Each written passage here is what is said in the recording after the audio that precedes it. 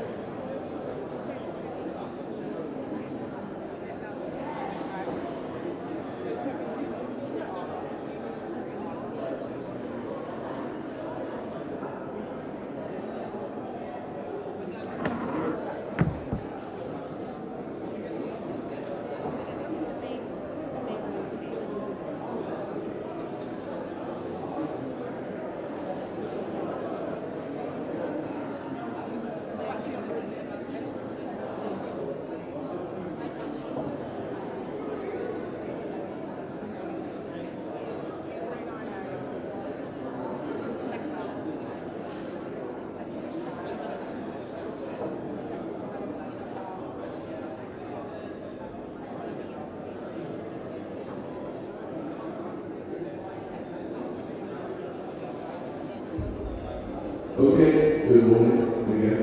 I'm back. I'm here to carry us on as we continue on this one. Until we start officially, you can only imagine the issues we're dealing with here this morning. Turn this around. So we're doing our best. Someone came to me in the back and they said, tell me the name of the person that you spoke about and you were lying.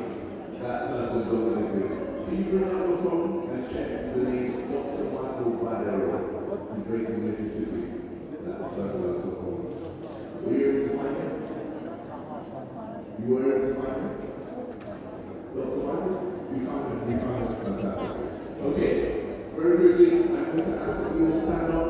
Let's all stand up, please, if you don't mind, because we get warmed up this morning. Stand up. There's a prize for this activity at the end. I'll tell you what the prize is. Let's see who can follow through with this. We're going to play a little speed networking very quickly. So, at the end of the time I call, I want you to find out as much as possible from the person you're talking to. And I'm going to choose from different pairs. And if you can call out, we'll run fast, based on the questions I ask. I'm not going to tell you what questions I ask you, so you have to find out as much as possible. The winning pair or the strongest pair is very personalized today. So, if you don't mind, your time starts now. Let's go. I'll tell you what to change your partner. Don't just talk to someone next to you. Make sure you venture up. Speak to someone that you've spoken to before. The timer is on.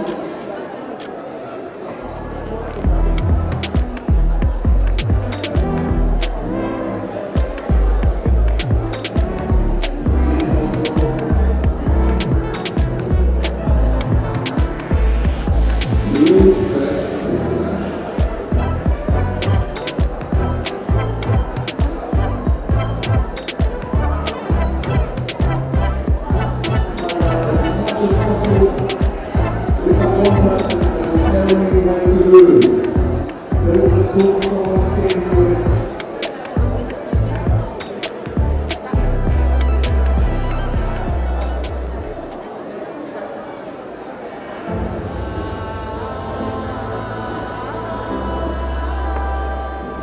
In a world where opportunity is limited, barriers often stand in the way of those with the most potential.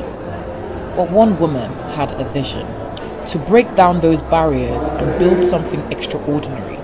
Oyin founded Niyo, a platform designed to empower builders, especially women, in design, tech, and innovation.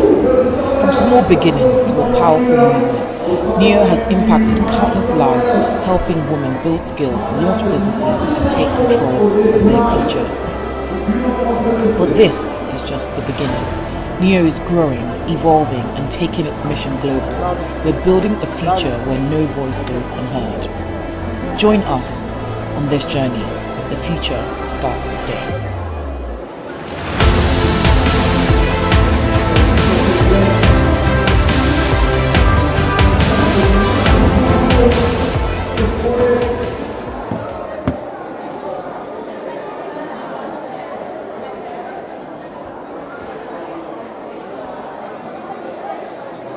Eight seconds left.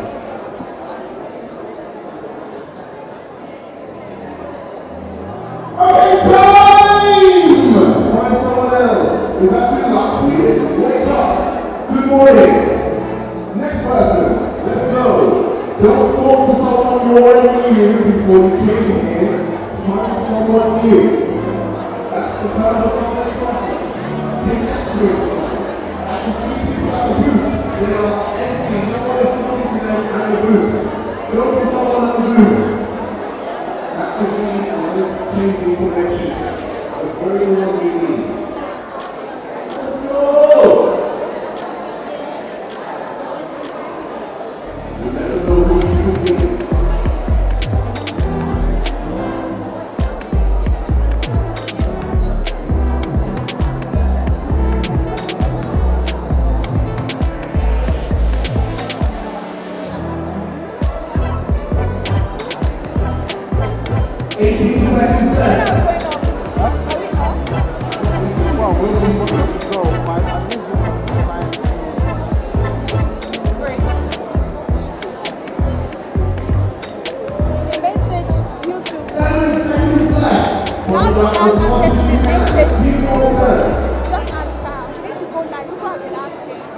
So this is online.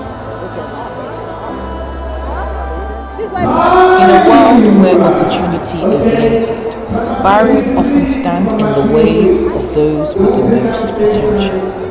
But one woman had a vision to break down those barriers and build something extraordinary.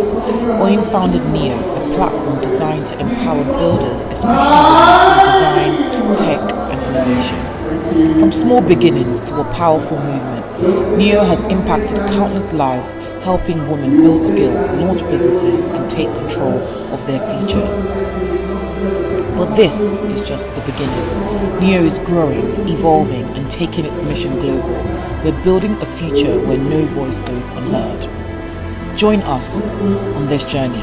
The future starts today.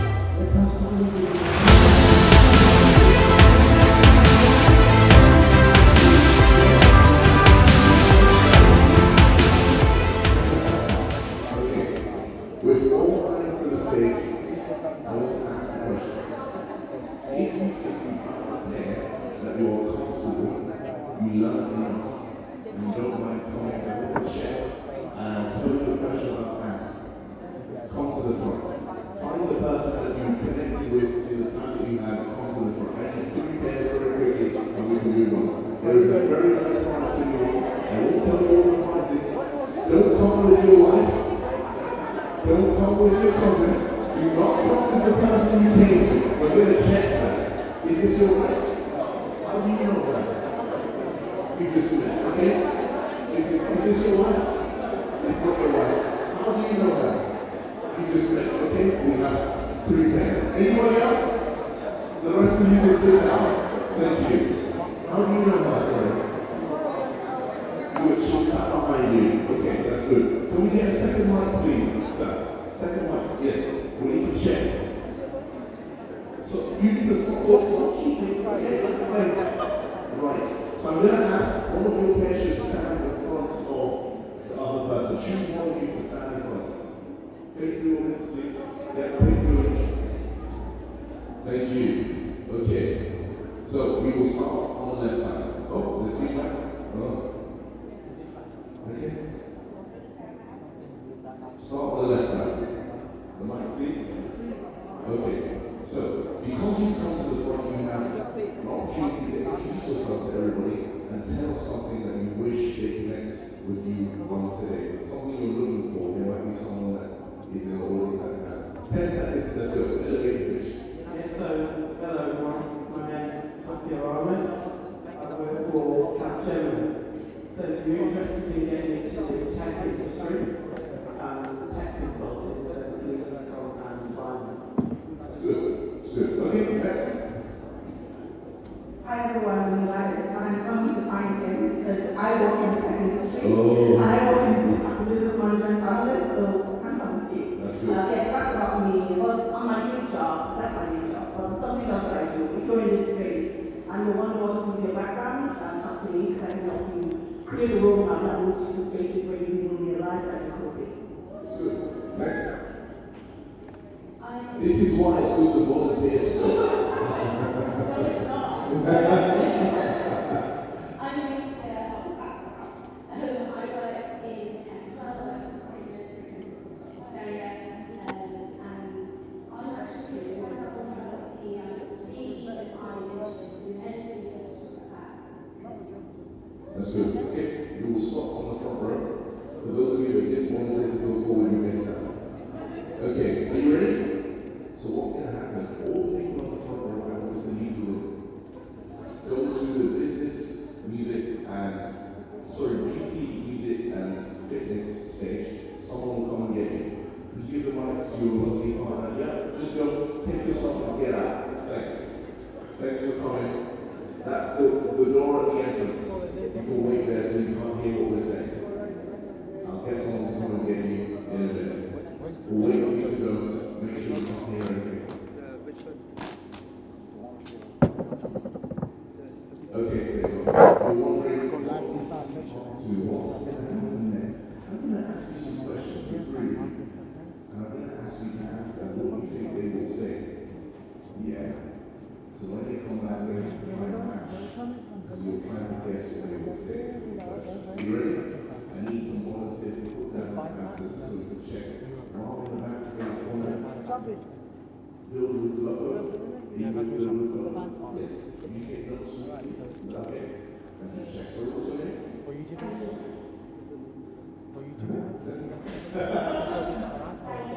Bayi. Okay, fantastic. Forgive me. Bayi is going to go first. And I'm going to ask you a question. What's the name of your friend, your network colleague? Alicia. Okay. Oh, she was a spelling. Oh. Can you put that down, please? That's the first question. What is your name? Let's check if that's correct. Let's move to the next person. What is the name of the person you connected with? Gladys. Are you sure you don't know her? I don't. You just met her today, and she's not your cousin. Okay, moving on. First question. So, what's your name, sorry? Brandon says Gladys. Build with Logo. What's your name, actually? Sorry? Build with Logo. Fantastic. I can't hear you. What's your name? Abisala. Okay, what's the name of the person that you just connected with? Sukia Ahmed. Okay, surname as well. So let's put that down. Sukia Ahmed. Let's see if it's correct. What second question should we ask? Let's throw it to the audience. The difficult one. Sorry? How long have they been working in the industry? How long has your friend, your network colleague, been working in the industry? Did you get to that? How long do you think she'll say? 9 years. Okay. So really thinks 5 years. Did you get that? Second question. How long have they been working in the industry? 5 Fantastic. Brandon, how long has done this been working in the industry? Are we sure it's not yours? That's good. I'm going to say close to a decade. Okay? Interesting. So how was the key Ahmed been working in the industry? Sorry? Be specific. You need to. We're taking 10 years of Brandon. What number are you going to give to us? 12. Specifically 12. So 5, 10, and 12. Okay. Final question. Someone in the audience, what should we ask them to check with their Okay, wait. Yeah, so where is the design? I'm not asking you. Sorry? You have everything. We rolls. We come to a goal. Shouting. Points coming down.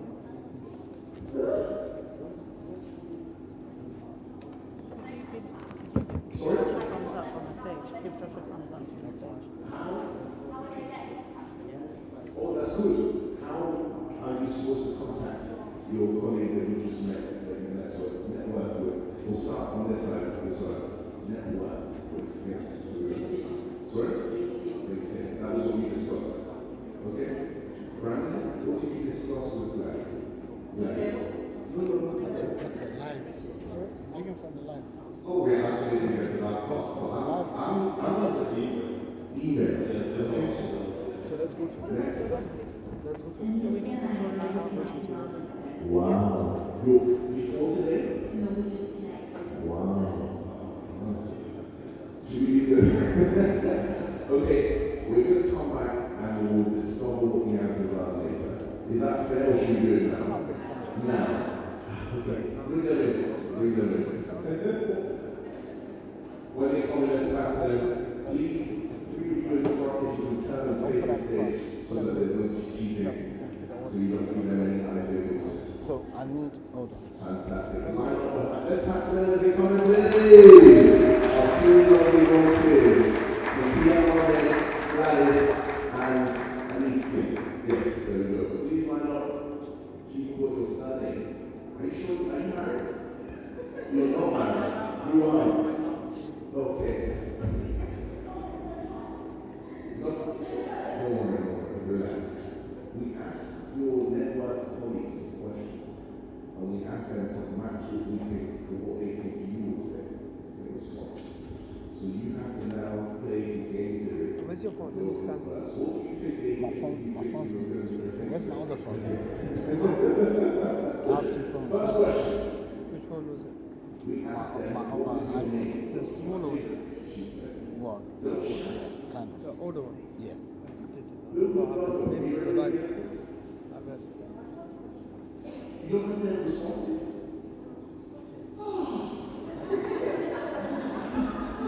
Okay, we'll try to okay.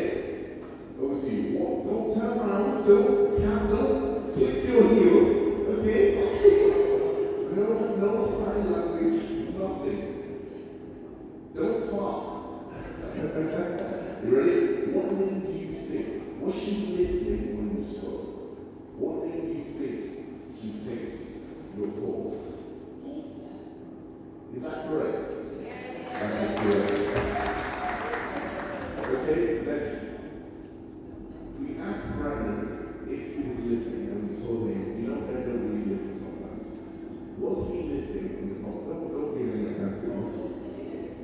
What name do you think he thinks you're called? Is that correct? Okay? Sir, we asked Abisola what we think you were called. What name did she give? Knowing she's got married to you. I think she said Turkey Armed. Is that correct? That is correct. Okay, 1 point each. We'll give it to you. What was the second question? Okay? This one is more difficult. Let's start from the left side. We asked Abisola how long you've been working in your industry, how many years? What answer do you think she gave? 50. Oh, that's wrong. Sorry, person, please. No points for being close. She said 12 years. He was close. He was close. Random. Yeah, they probably say he doesn't know, but he was having a long time because He gave the number. They all had to be numbers. Please don't look and cheat, friends. maybe he would say 9 years.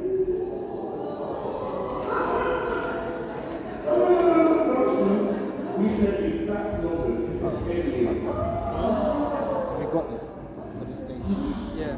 To manage it? What, the main stage? Don't click. I can see Yeah, you. it's You're trying to count the numbers. I'm gonna go off to try to do the rest. okay. What did she say? What did he The other say? ones are done, it's just We can't hear you. it's not speed, there's nothing going on there. So I just looked at Is there no one there? No one's talking. I was in the nothing. Come, just have a look. What's the correct answer? What's the correct answer? 15. Third and final question as we finish the segment and begin the show finally. We said to them, how were you supposed to have connected after this session? What answer did they give? What should we find out? I don't know. That's some videos. Such is life. I'm going to say LinkedIn.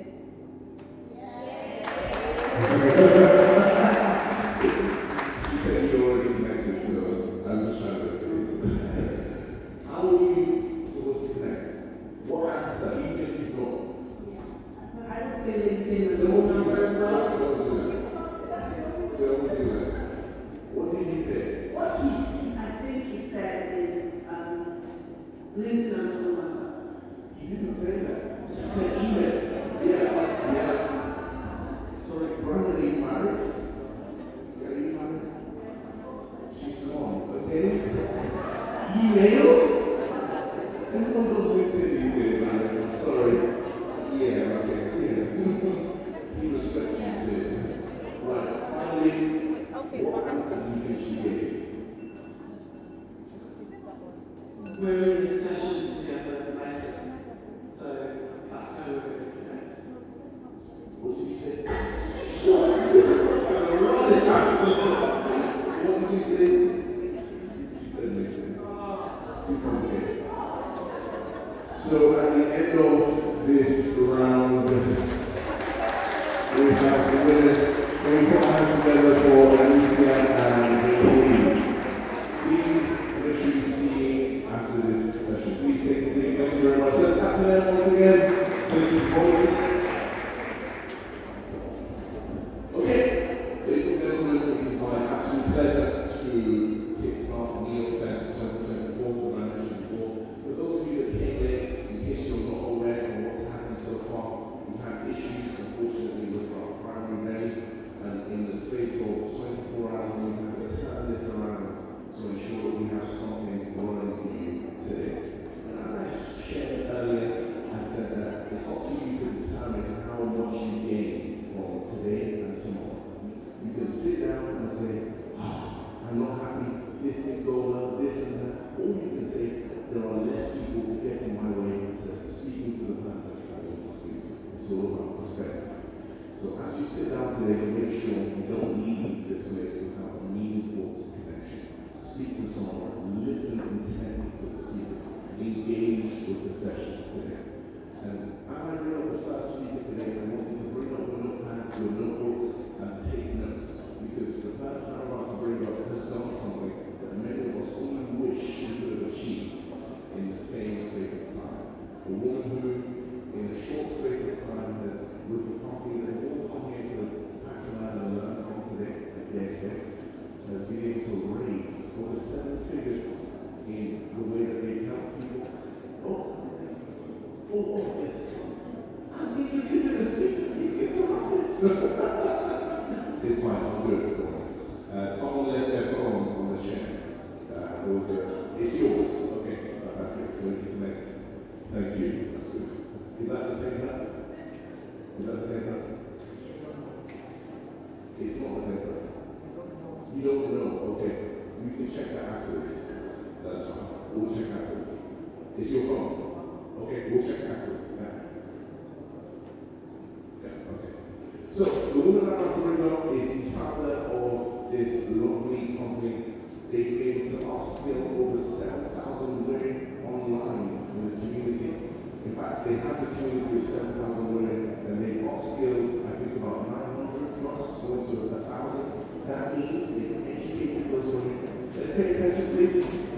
Like, they've educated those women, they've helped those women into jobs, and they've connected them with things and resources that will take them to the next level. As we proceed today, this same company, Niyo, intends to build or to create upskilling for at least 1 million women in the next 5 years. I know, very audacious, but for where they've gotten to already, we know that that is possible. Ladies and gentlemen, please make a welcome to the stage, giving us the keynote as we begin the session this afternoon. The founder of Niyo Enterprise, Niyo Group, the one and the only Adebayo. As she comes up, take the keynote this morning. Please make a big clap now in that.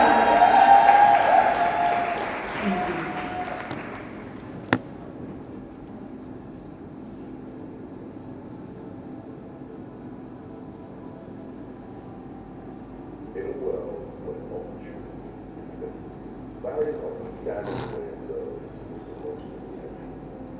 But one woman had a vision. Technical difficulties.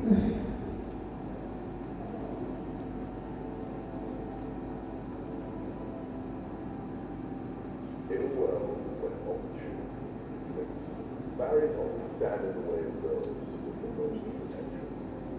But one woman had a vision. To break down those barriers and build something extraordinary. Only found Niyo, a platform designed to empower builders, especially women, design, tech, and innovation. From small beginnings to a powerful movement, Niyo has impacted countless lives, helping women build skills, launch businesses, and take control of their futures. But this is just the beginning. Niyo is growing, evolving, and taking this mission forward. We're building a future where no voice goes unheard. Join us on this journey. The future starts today.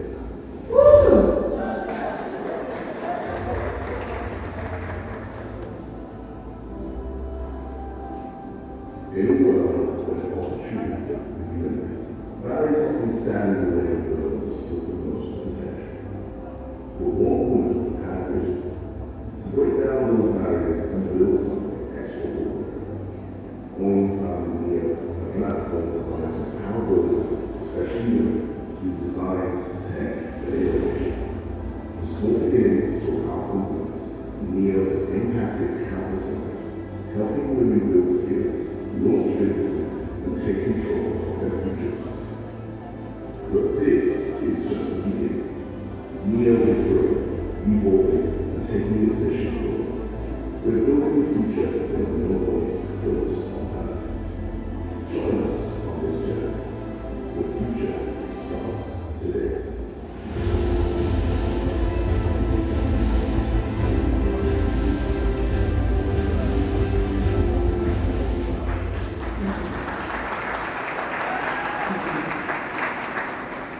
Good morning, everyone. As introduced, my name is Adebayo. I'm the founder and CEO of Niyo Group. I've been privileged to be able to build this business over the last 6.5 years, and I've watched so many different lives transform from being unemployed or in low school employment to working in the biggest companies of our world. I've been able to see women go from no skill to building tech skills and being able to turn their income from zero to sometimes £60,000 a year. This is because I saw a problem and I wanted to do something about it. Now, you may have heard the host say that we are on a mission to empower 1 million people to become builders. Why is that? There is a $28 trillion skill gap that exists at the moment. Now, globally, when we have this, here we go, we have Emma. Can you go to the previous slide, please? So yeah, as I mentioned, we're looking to empower 1 million builders by 2030. We're doing this through a scalable platform called Niyo, which my colleague Grace will be speaking about later on. I want to introduce to you Emma. Emma came from the low school employment and she secured a software engineering role in the Big Four. And now, after 4 years of going on that journey, she's now building her own fintech brand. I can see Niyo as a kind of platform or a bridge that enables people to be able to have potential, but also be able to meet their potential. And I see this because where potential meets resistance, dreams are pulled between the branches. I wanted to be able to break those branches and I want to be able to do something about it. As I said earlier on, the skills, the digital skills that he's working with, costing our economy over $28 trillion. Now imagine if we were from the represented groups were upscale, not just in the UK, but across the world, in order to be able to transform this. Just imagine where our world would be. Now, as Josh mentioned, we've been able to empower brands and communities. We've been able to upskill over 800 women in the last 4 years. And some of these women started their own tech businesses or built or worked in some of the companies that you're seeing on the screen today. I'm very proud because we've not been able to just do this on our own, but we've been able to do this with incredible partners like the Westminster Combined Authority, like the likes of KPMG and so on. So I just want to say thank you to all of the partners that have done this journey with us. So now it's time to scale our impact. I knew that upscaling women through boot camps was not just the way to do it, but I wanted to scale this impact using an edtech platform. And so we wanted to do this because we believe in transforming nations by empowering builders through collaborative and reward-based learning in order for them to build impactful products. So we're going from 800 women to 1 million builders in 5 years. Niyo Labs is a platform for builders. Let's welcome my colleague Grace to talk to us about it.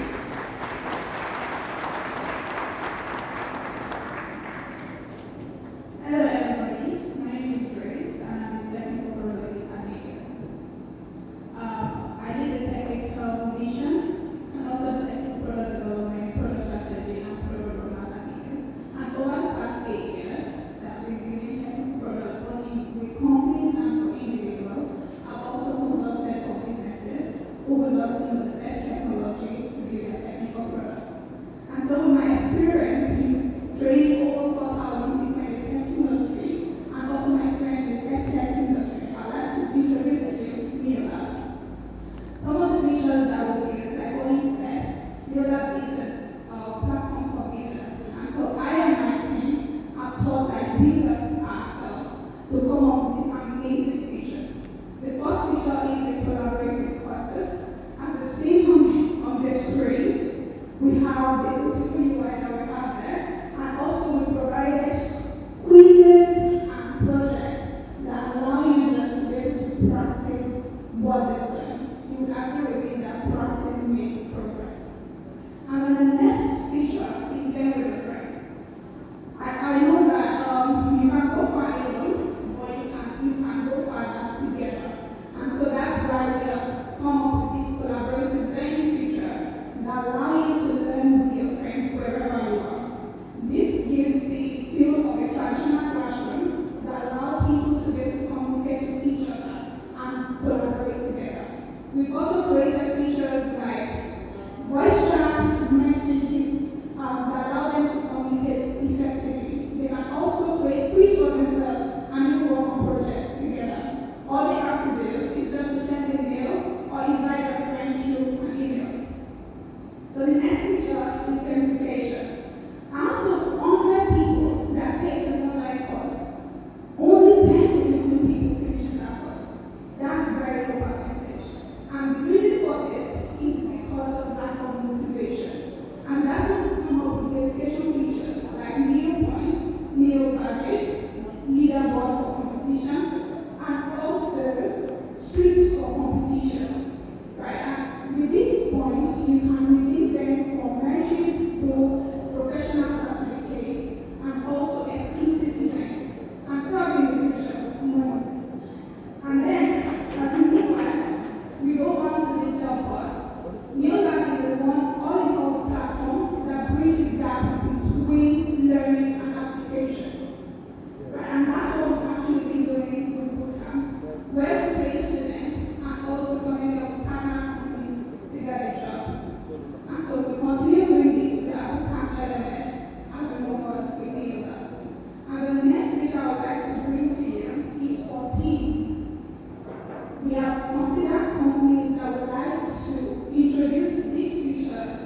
to their employees to learn together, to collaborate together, and also admin can track each team member progress on the platform.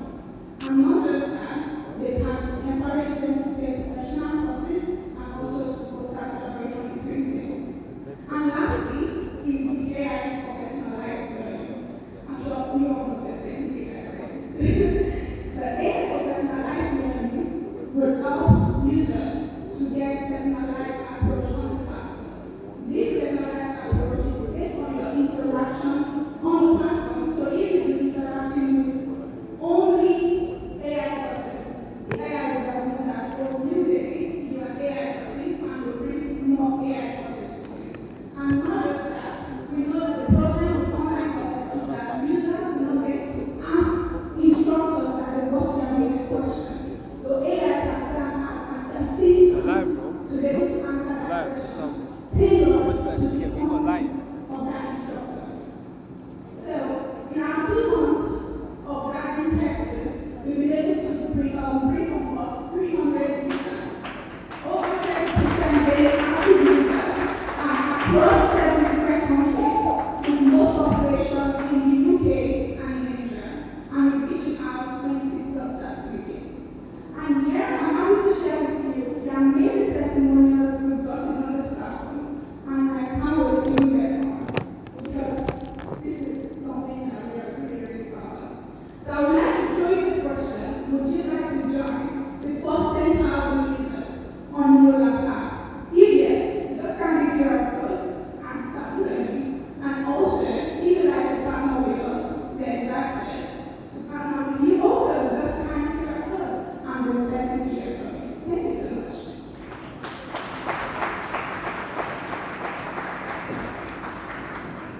We just give a massive round of applause to the amazing tech team led by Grace. In the UK alone, less than 2% of black women are techies, and Grace is one of the less than 2%. And Grace embodies technology leadership. So to give her and her team a massive round of applause. Massive round of applause.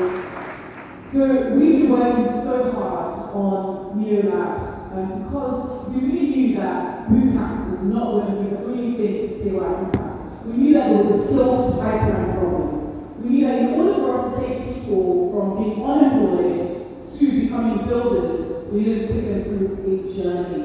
And so that's where Niyo Labs comes in. And we are very, very excited to see what it's going to do for us. So how we're going to scale this impact, we really believe that we're not just going to do this within the United Kingdom, we are looking to do this anywhere in the world that needs this product. And so, yeah, welcome Niyo Labs, very excited. If you do have any questions about it, feel free to answer them. You can speak to myself or Grace throughout the day. So thank you so much for listening to our presentation. Thank you.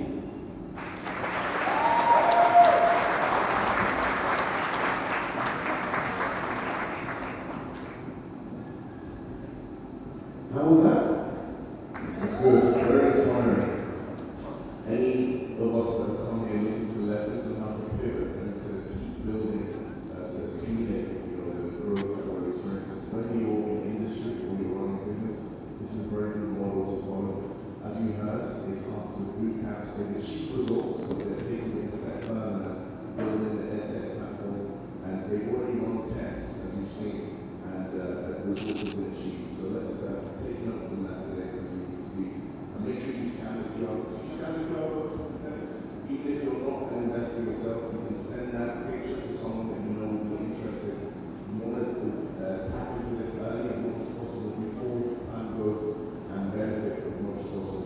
Right, next up, we will be having a panel session on the main stage. After this panel session, the floor will be open for us to go to the different stages, the different sessions that exist at the same time. So to my right, as you come into your left, the stage over there is the tech stage, as you were told. The first stage that you met was the pink circles at the entrance, and that's the beauty, music, and fitness stage. So after this panel session, you are free to attend whichever one tickles your fancy. For this next panel session, we're going to be looking at the next frontier, investment trends, and capital raising in Africa and UAE. The moderator for this panel session will be Sidi Sako, and he will be bringing on, or should I say, interviewing the panel session, Rolade Okeo, Farouk Khalid, forgive me as I pronounce that, and Uwen Ahmad, forgive me. And the session will be chaired by Sidi Sako, who is the Chief Operations Officer of Niyo and is a passionate entrepreneur focused on sustainable solutions for the African diaspora. Joining him will be Rolade Okeo, Vice President at Kuramo Capital Management, specializing in investment banking and fundraising for African businesses. Farouk is the founder of Premium Africa Holdings, who facilitates trade and investment between Africa and the Middle East. There is a managing partner at Afcon Latin Africa. And Uwen is the head of investments at Africa Launch Africa BC, driving entrepreneurship and investments across the African business landscape. Together, they will explore investment trends and capital raising opportunities in Africa and the UAE. Each one be welcoming to the stage Sidi, Rolade, Farouk, and Uwen.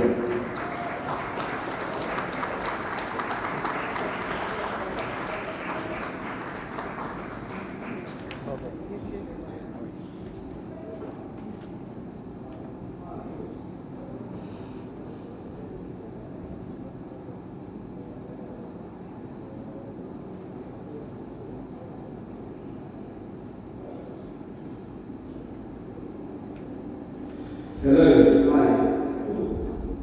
Hi everyone. We're missing one person, so Farouk is not here today. But we're going to have an exciting conversation. But before we start, let me tell you why I'm super excited about this conversation. So the two gentlemen joining me here today have had extensive years of experience working in investments in the United States. And having been also having this one works across the African ecosystem and also the Middle East. I'm super excited to learn about them because today when we hear about the Middle East, the first thing we think about is, how much money they have, especially oil money. But I think it's going to start by first introducing himself to us, and then we'll go to the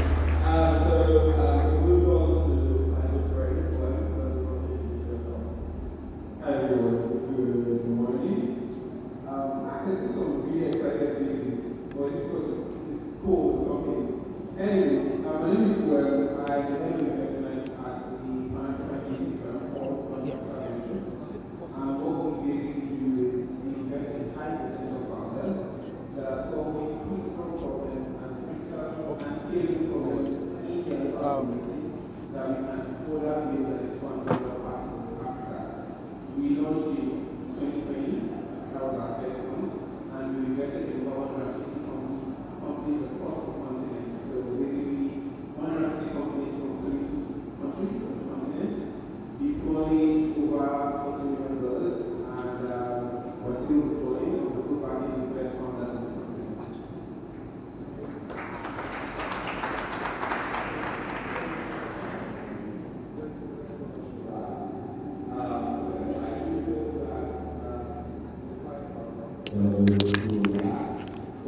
Let's get into the conversation. So, what are the youth works across the world? What are some of the exciting investment things in your dossier when you look at African organizations? What are the specific reasons why these experts are very exciting in this market? Thank you. So, I think it's the demographic that is making both markets exciting. So, the demographic in terms of just the age of people. So, Africa is now the population in the world. We were killing his tools. Then his tools ain't working because of it.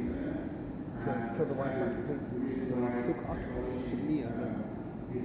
So I was the streams, but I can't do the live right now. The world's also changing where young people don't necessarily live.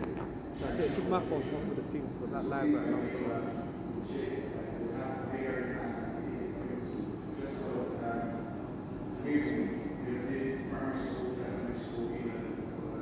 it's starting to change, and the way people also work is starting to change.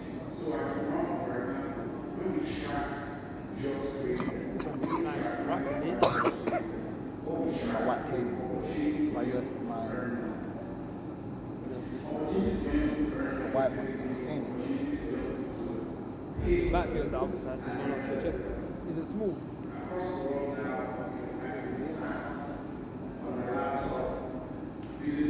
it's the long one, the one with the screen. I've got another one in my car. I need to work on it. I've got another one in my car. So the ability for me to do that, behind the scenes, there has to be a data center, carrying data, and storage without minimal latency, so it can be used in Brussels. But more importantly, the person in Brussels then clicks checkout and pays for it, and actually gets the outcome and alerts. So those things are what we see are driving the technology, innovation, and also the investments. So investors are basically just knowing where the money is going. And the money is going to young Africans and young people in the Middle East who are consuming African content and vice versa. So those are the trends that we're seeing. But behind those trends, for example, last year, the most streamed song, number 4 most streamed song in the world was Countdown by Rema and that song was streamed over 700 million times.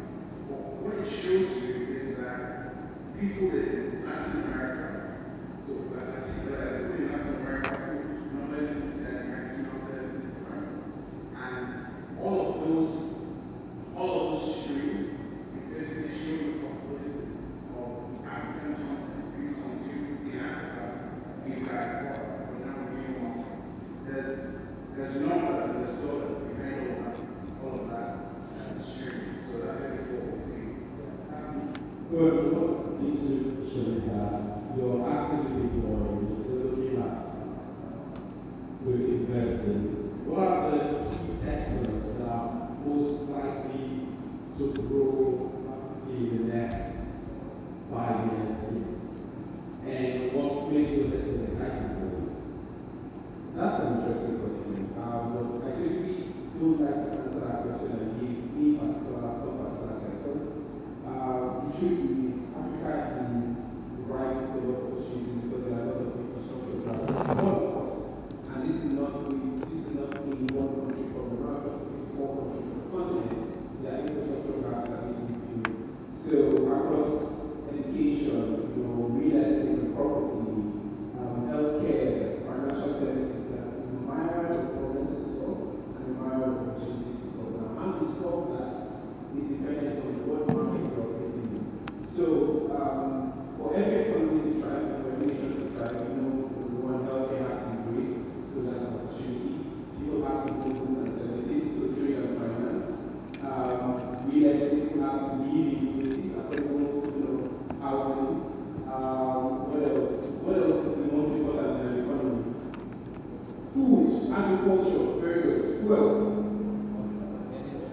logistics, power. So you see, you already have the answers here. You don't have an idea of the opportunities to solve them. And these are the kind of opportunities we are trying to catalyze founders who are building those, who are building the companies that they identify that problem. But not just building, because one of the things that we see is, for us first-time founders, what is your biggest problem? What do they say? Access to capital. And honestly, that's the big problem. Access to alternative sources of capital actually is a big problem. However, if you ask second-time and third-time founders, what is your biggest problem? You find that the problem that they describe to you is quite different. They tell you access to network, access to distribution, access to partnerships. And that's the kind of problem we are trying to solve in Launch Africa. We want to go beyond just deploying that check. Because we don't have money can just give to you a bit. But when we're solving the problems on the continent, we realize that they're fighting, everyday battles. Just like the way the Niyo first team had to fight battles to get this here. This is what everyday African founders and entrepreneurs do. They are fighting battles and solving problems on their feet. So it's interesting you talk about battles. So now we need to bargain. When you look at investments in study what in Africa, so there was a time where it seems like there was this boom that happened, a lot of investors into the content, the rush. Now we're beginning to see a slowdown. What's the challenges that you recognize investors in these markets, not only in Africa, but also in the UAE, facing and how they face some of those challenges? So, I think I'll answer this question on a macro level and then on the micro level. On the macro level, what is affecting what is causing the decline, what we say barriers to investments into the African and Middle East is higher rates in the US. And so the US has the largest allocation of capital in the world. And if the rates in the US are higher, then there's no reason or no ginger for the investor to take money out of the US to other markets because the US is giving risk-free, stable returns. However, as the Feds in the US continue to reduce their rates, and the markets have to start looking for other opportunities to make higher yields. That's where emerging markets come into play. So, as much as we like to think that we are operating in our ecosystem and deciding, it's actually what happens in the US emerging markets. That basically dictates the flow of the foreign capital into the continent. And that usually then gets local investors to start to wake up, which ideally should be the reverse. Local investors should be the one dictating the pace, but because allocation of capital class just not necessarily goes into where it's supposed to get to in Africa. And so we tend to see African investors waiting for American and other foreign investors leading the way on our own continent. That has tended to change a little bit, but still a lot of work still has to be done. So you know myself, I can answer the question on the macro scale and on the micro scale. On a micro scale, the blunt answer is that there's a trust deficit. What I mean by trust deficit is just that allocators of capital on the continent or outside the continent have just been starved by other people that are putting capital in the past. And so yes, it's just affected the ability to deploy more capital. Having said all of that, we still have, we already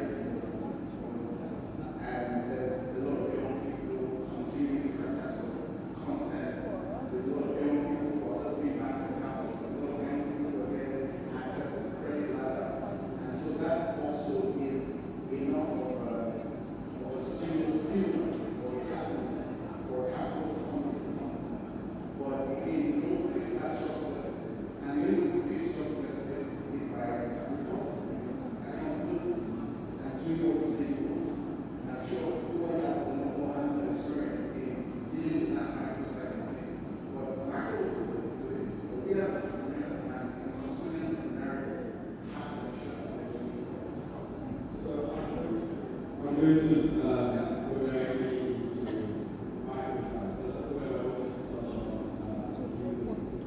So, one very controversial question that I'll ask is a question. So, most of my investor friends, you probably come across this question as well. So, when we sit back in the continent and then we expect foreign investments to go to the continent, then we exit more or less in the continent, despite the fact that that I had jobs are created in the continent and all of those things. But the results is overseas because the LP is overseas. What is stopping African investors like DHNI individuals on the continent to actually get pieces of this fund? And how can entrepreneurs who then receive these funds leverage what I was explaining, leverage that opportunity to actually get it done? That's the fully loaded question. Like I said, the reality is most of the capital that comes into the continent comes from the West, the global West, and comes from the diaspora. And what happens is few pays the pipe that it takes to you. It also means that sometimes capital is allocated into founders or businesses that don't necessarily deserve to be allocated that capital. Which is why, to your question, we need more local HNIs, local individuals, more diaspora, also investing in local entrepreneurs. But how do you go to the very other workers from the very wealthy man who makes money from oil and gas? When he typically just goes to the bar and says, I have this container for blah blah blah, I need $20 million. Sending line of credit 2 weeks at payback. And go to him and say, I'm trying to raise the fund $10 million. But you know what? You're not going to see any returns anytime soon. And if you're going to see a return, you always see it in 7 to 10 years. He's going to look at you, are you crazy? Because he made his money from doing traditional brick and mortar business. I remember sitting in the room with a very wealthy man years ago, and then asked him to pitch. This was a brand MD, and he shook his head and like, nah, this doesn't make sense. And I understand because it doesn't make sense to me. You can't tell him I'm going to invest money now and then tomorrow company has liquidated. And he can't hold anybody at his top of his neck to collect his money back. So you look like crazy. But the only way we can solve this problem is when our local capital market has to thrive.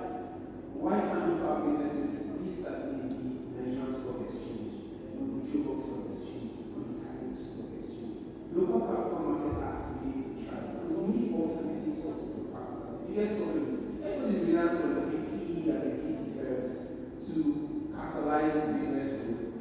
But reality is we need a myriad of other solutions, debt providers, capital markets. Because what timing? Businesses that can then interest very big local guys. On the other hand, we also need to create some exits for liquidity. If money is not flowing back into the system, nobody's willing to invest. People are going to be more discouraged. Which is why, as much as I think 2021, 2020 was a blessing because of the zero interest rate phenomenon, people were just pouring money into businesses. It was a blessing, but it was also a cost. Blessing in the sense that a lot of businesses were getting money to build and grow, but it cost because money was allocated to founders that would tell the best stories and amazing that data, who were not necessarily deserving of that capital, who were not doing more, and unfortunately those businesses died. Now, let's talk about the blessing. Blessing because for those people that built great businesses and were able to exit via their secondaries or sell their businesses, it created some sort of liquidity. And what happened was founders who were able to exit their business, what did they do? Well, obviously they went to buy houses and their cars, but they didn't just stop it. They invested in other local businesses, in other local founders. You see how you can see that group. The same thing with angel investors. When they got some exits, they were like, oh, so I can make some money. You know what? I'm going to be investing in the ecosystem, which is why we need more liquidity and exits. On the other hand, because a lot of people also lost money, they stopped investing. Because nobody wants to get one twice. Right? So, again, that leaves us in the conundrum. What do we do? I feel like one of the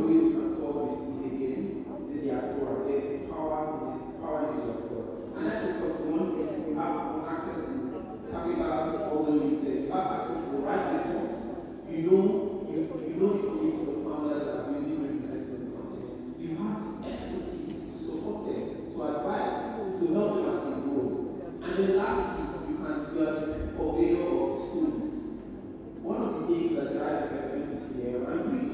And most of that is driven by stories. If people are always saying Africa is bad, African founders are bad, black founders don't give high ROI, which is a lie. What will happen? The general investing population will never invest because all they hear is bad news. But if you're going around and saying, oh, I know one or two founders, that have built XYZ, look at how they grew from XY, this is how they grew over the years. Compared to my counterparts in the UK, these guys are doing at much faster speed. And that story, goes around. What happens? More people want to invest. So there's a power in all of us sitting here. And you play a very active role in how we can champion and place after our backs in the continent so that we can teach and grow our business. Absolutely agree with you. I'm going to fairly go now. So I have some VCs, so we have some really interesting VCs. I've been talking about it. One of the things we often talk about is the career of investors. And we also talked about the standard of investors and the same standard investors look at when they're investing in companies in Silicon Valley as against when they're investing in companies in the continent. So, how can entrepreneurs in the continent, with everything that they have to fight against, still be as credible as entrepreneurs in Silicon Valley that have also Harvard and Stanford? And what dynamics do investors need to use when approaching these two different entrepreneurs? Or should they still be held as a standard? This is the setup.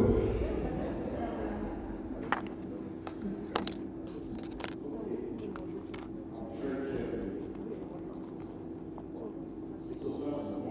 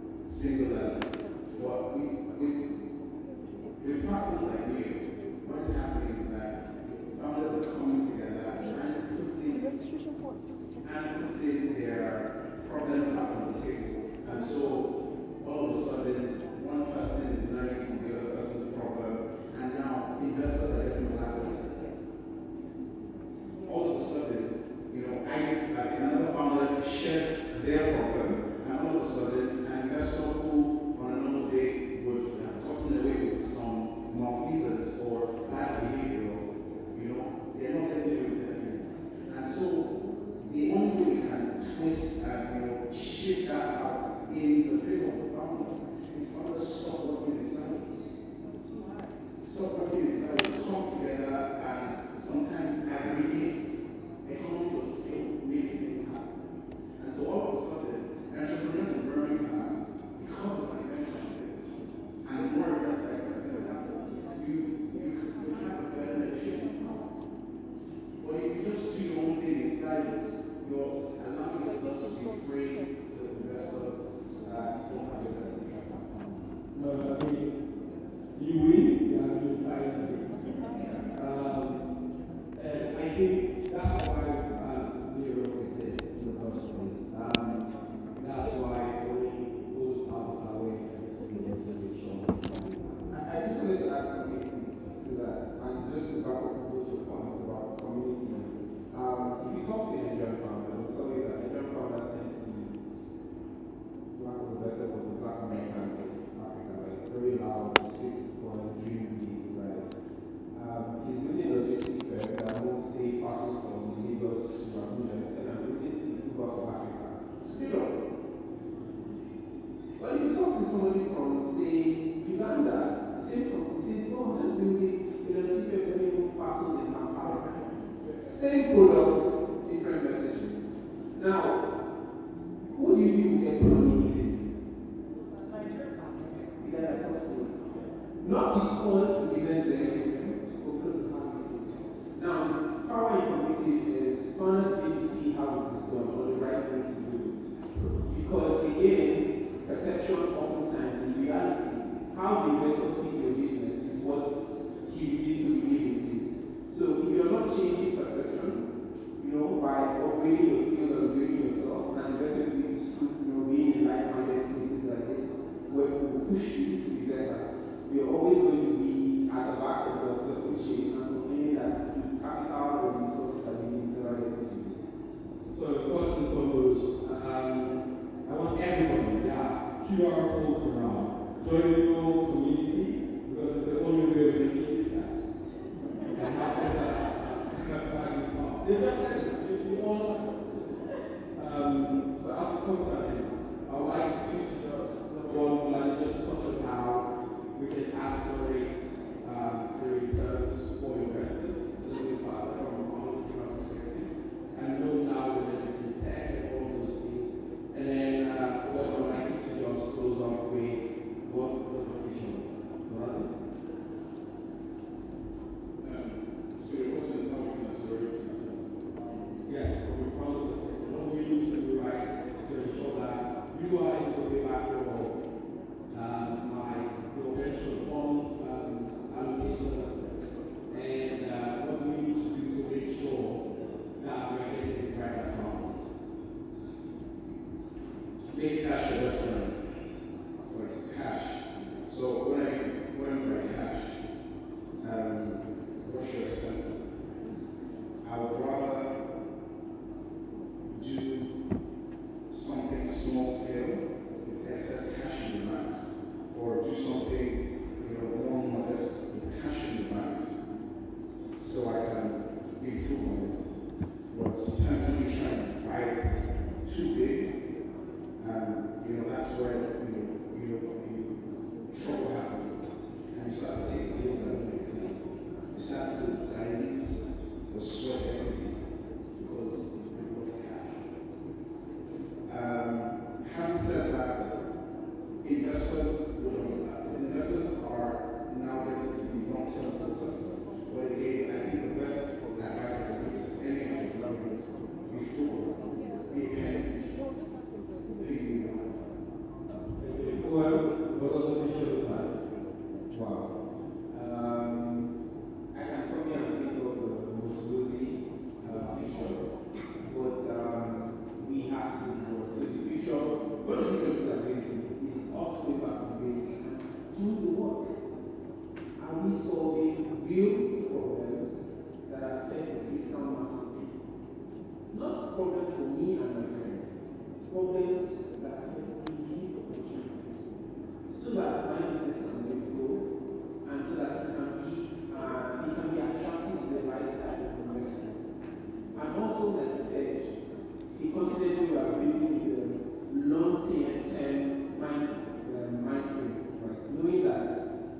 it will take time, but we can start building every day so that our efforts compound.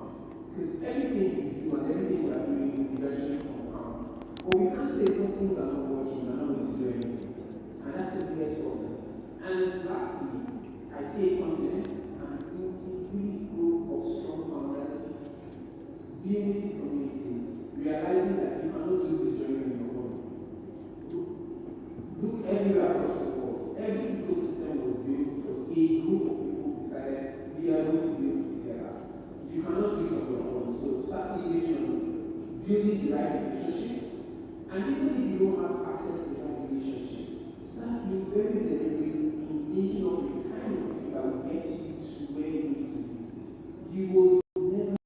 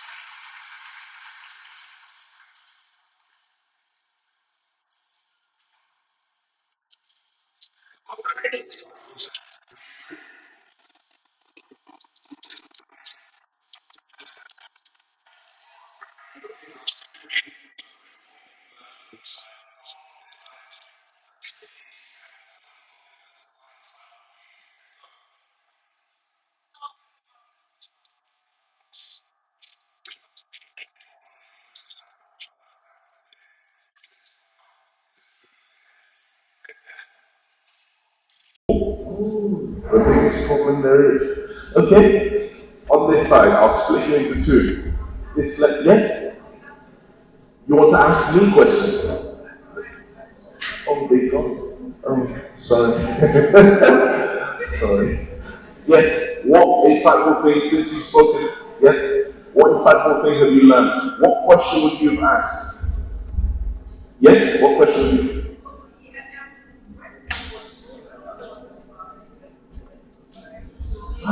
Is there a mic we can give? Yes, let's take the mic to the audience, please, if you don't mind.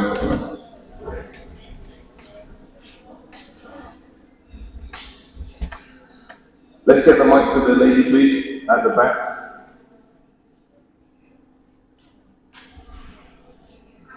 Just getting the mic on, so we can hear. This might be insightful for someone. Yes, your question. Hi everyone. My name is Laura. I'm a food manufacturer, but I just had a question I wanted to ask. We spoke about investors, and I think the reason I asked about greedy investors. So, in a case where maybe you've you've spoken to an investor, you've shown interest that you want to invest, and then you keep turning the tables and what then do we advise? What then do they advise? Do we still pursue those investors, or you don't bother going after investors, just fix your business squarely, or you don't bother which one? That's a good question. Anyone that has the answer, make sure you speak to her afterwards at some point. So, no, all jokes aside, you are maybe 10 seats away from someone like Bonnie, who has secured investors in the UK as well. Go up to her and ask, what do I do in this scenario? And there are different people around that will give you answers, and you can aggregate and form something that works for you. But generally, people tend to say, go where you're celebrated, not where you're tolerated. I don't know if that works. Is that the same thing? Would you say that, Bonnie? It's not the same thing. That doesn't work in this scenario. So what advice would you give to the lady? Okay, let's get the mic. Bonnie doesn't mind answering in this scenario. Thank you. Investors, you need them, so work to them. So let's get the angle, if you don't mind.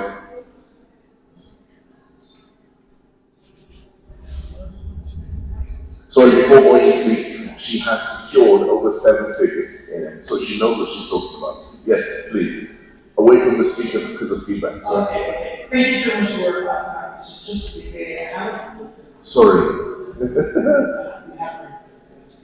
In terms of investments, it's an interesting one. I mean, it's a whole conversation that we have to have about investment readiness, especially for female founders. I think you have to figure out what type of business. Sorry, you need to move away from the speaker. You have to figure out what type of That's it. Away from the speaker. Sorry.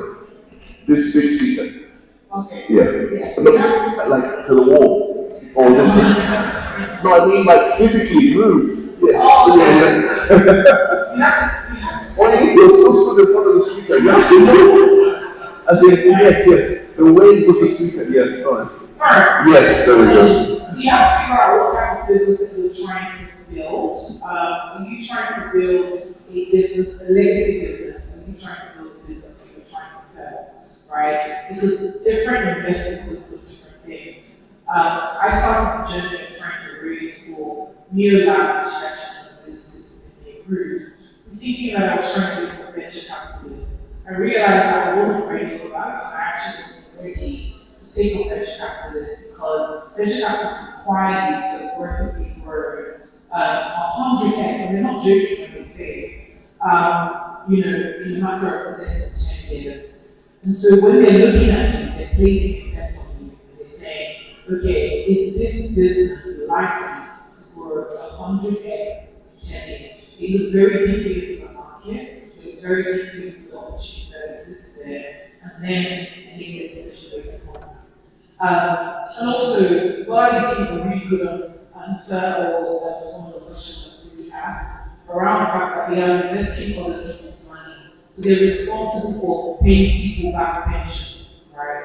So that's the kind of pressure that they have to deal with. So it's really important that when you're thinking about investment, you're thinking about what sort of business am I trying to do, how do I speak to the right people, and how do I start to build those relationships? So yeah, it just depends on what you're trying to do. I could give a whole session around this, but it depends on what you're trying to build. I think I'll kind of leave it there. So if you, for example, are trying to build something of impact, then you speak to impact investors. If you are trying to build a lifestyle business, then you probably need to consider debt rather than investment. I hope that was your really one. Did that answer your question, someone? That's it. Thank you very much. Fantastic. Okay, we're going to move on to the next segment very quickly. As most of you are aware, we're making the most of what we've been thrown today. As this gives you lemons, make lemonade. Fantastic. One of the key things that I really enjoyed about that session that was mentioned was we control the narratives. We have to start controlling the narratives. And if we can tell the right stories, then the things that we've veered away from, or when opportunities truly exist, we can begin to tap into them. And I'm very aware of China and how China had such a big potential for growth. And there was so much untapped growth in that economy. They're starting to near there, they're not as sufficient, or should I say proficient, as they've been over the years. We need to start to look to economies and areas, sectors where there's a lot of potential for growth. Look ahead of the curve before it hits as much as possible.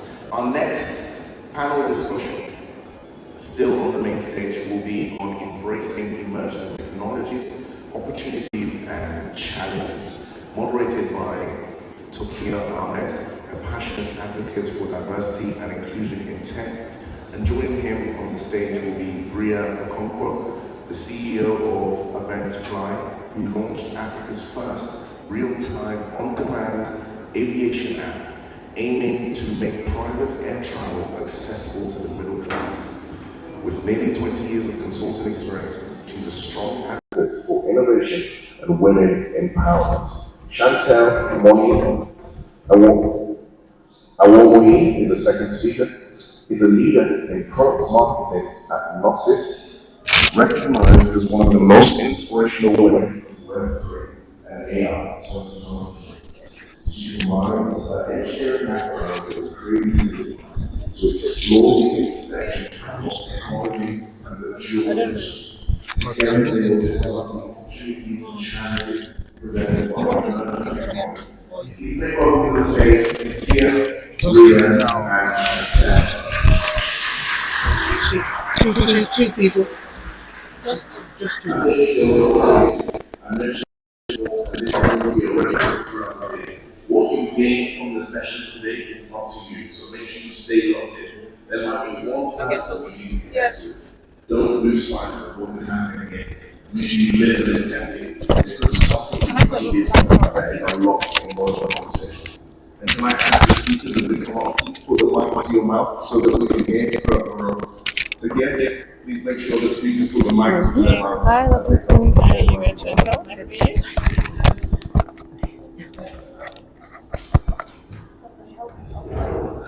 Thank you, because I put on my. Thank you. I better not fall off the stage. Thank you. Hi, good afternoon. Oh, it's not. Hello. Hello.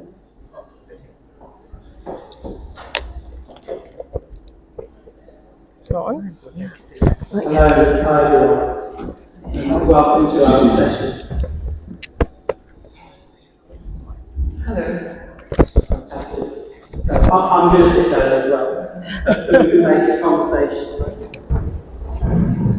So it's absolutely fantastic to be here today.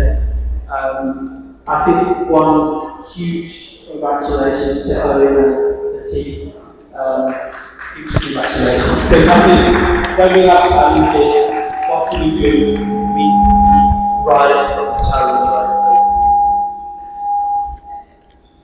brilliant. Okay, so we're going to be talking about emerging technologies, some of the fantastic opportunities with them, and also some of the challenges. So, I welcome both Leah and Chantal. Very quickly, say who you are and what you do, and then we go to the first question.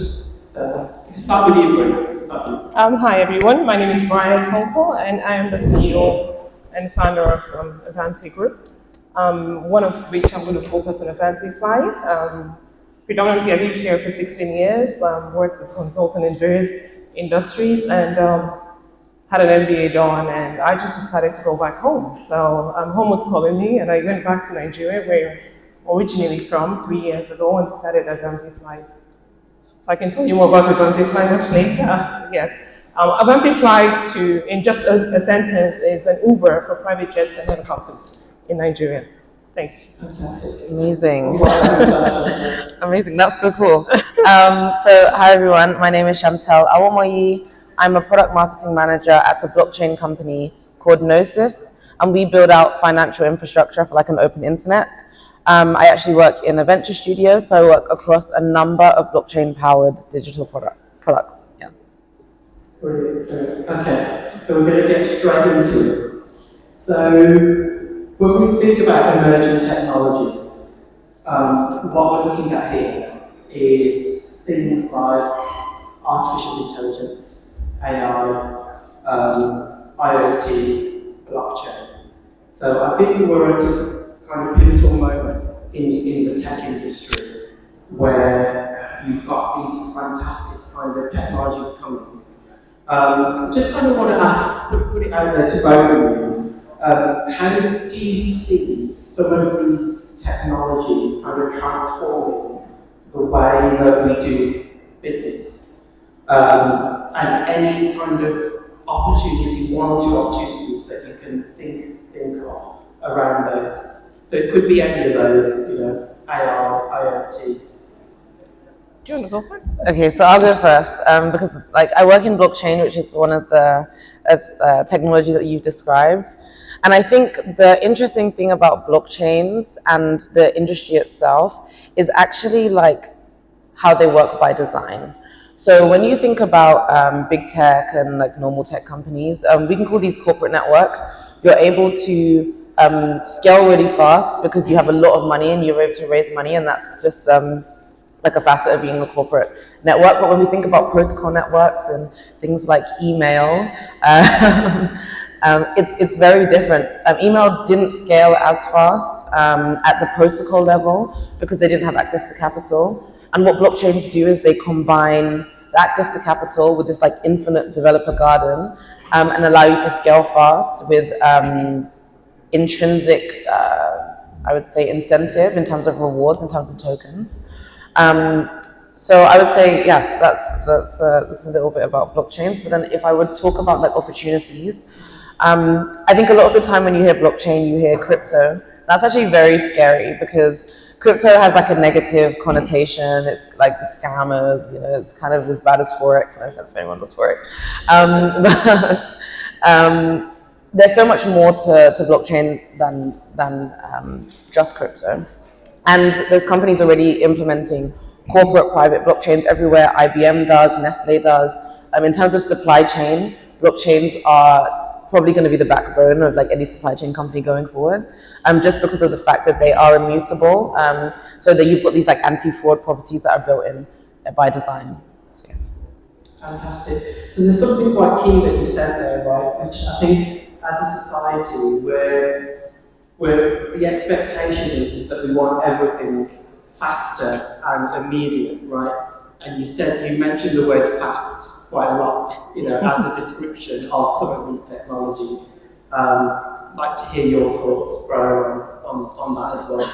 And any specifics around maybe AI or what you found in your industry. So in my industry, well, that's aviation. I'll speak predominantly on that. Talking about starting Avante Fly and, you know, the business opportunities there, it's really huge. When I started off on Avante Fly, I was actually going to launch in the UK. But then I looked at, you know, the continent as a whole, and that's the African continent, and just nobody was doing anything. And I had a number of friends who had private jets, and I was like, how do people get this private jet if they wanted it? And they're like, oh, they called me up. I'm like, that's it?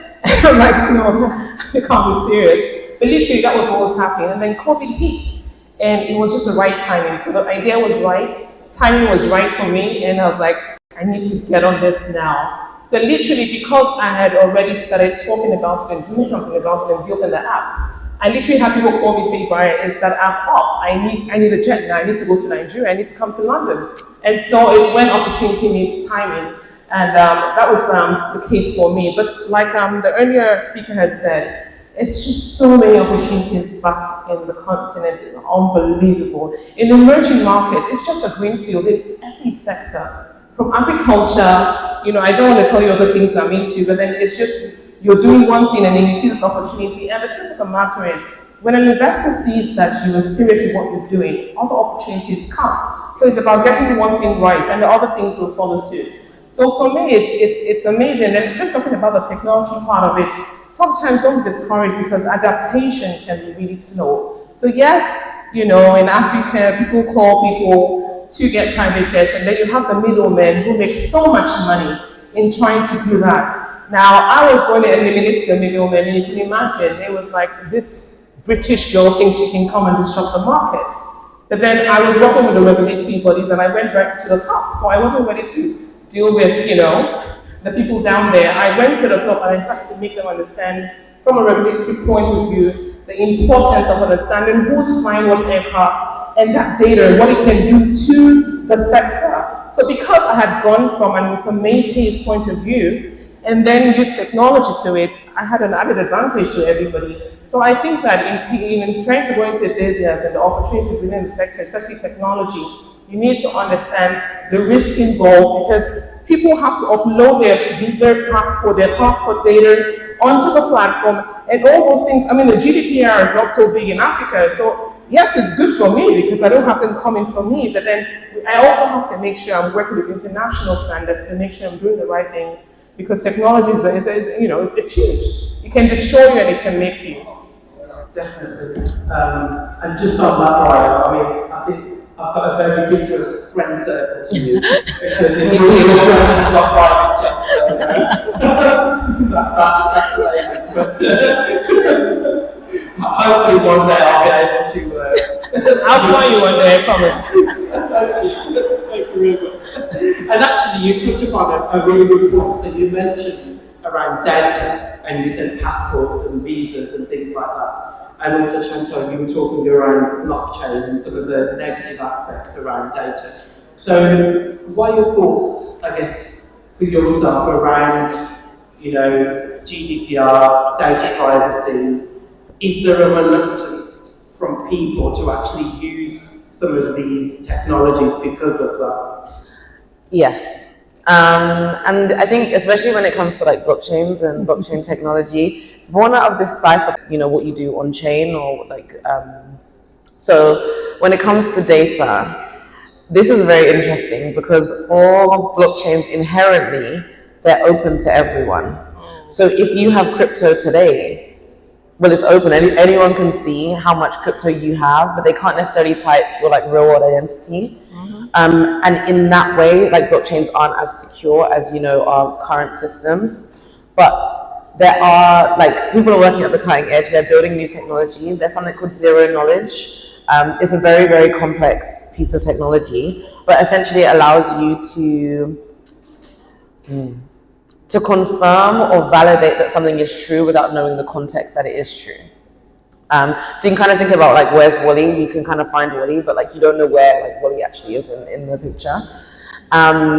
So data is like a massive thing. In terms of like regulation and framework, we have new blockchain regulation coming into the EU. It's called MiCA. It's actually, I was in the US literally yesterday at another conference, and everyone was talking about how great it is that we can actually kind of set like a framework and a path to move forward, so companies can really innovate in the EU a lot faster than they can in the US. Cool, thank you. So just kind of building on that, I guess some of the ethical considerations, right, around some of this technology. And I watched a really fascinating video the other day where somebody had said, and I think it was the company Dove, right? They were doing some research, and somebody typed into AI, what does a beautiful woman look like, right? And you probably guess what's going to happen, right? There were less ethnic minority faces that came up, right? And basically the answer was, well, AI is only going to tell you basically what you feel, right? So what pool of information it kind of gets. So I guess, Brian, if I come to you, what are some of the challenges around some of the ethical kind of considerations you think in the use of something like AI? I think it differs. I'm a feminist in all ramifications, but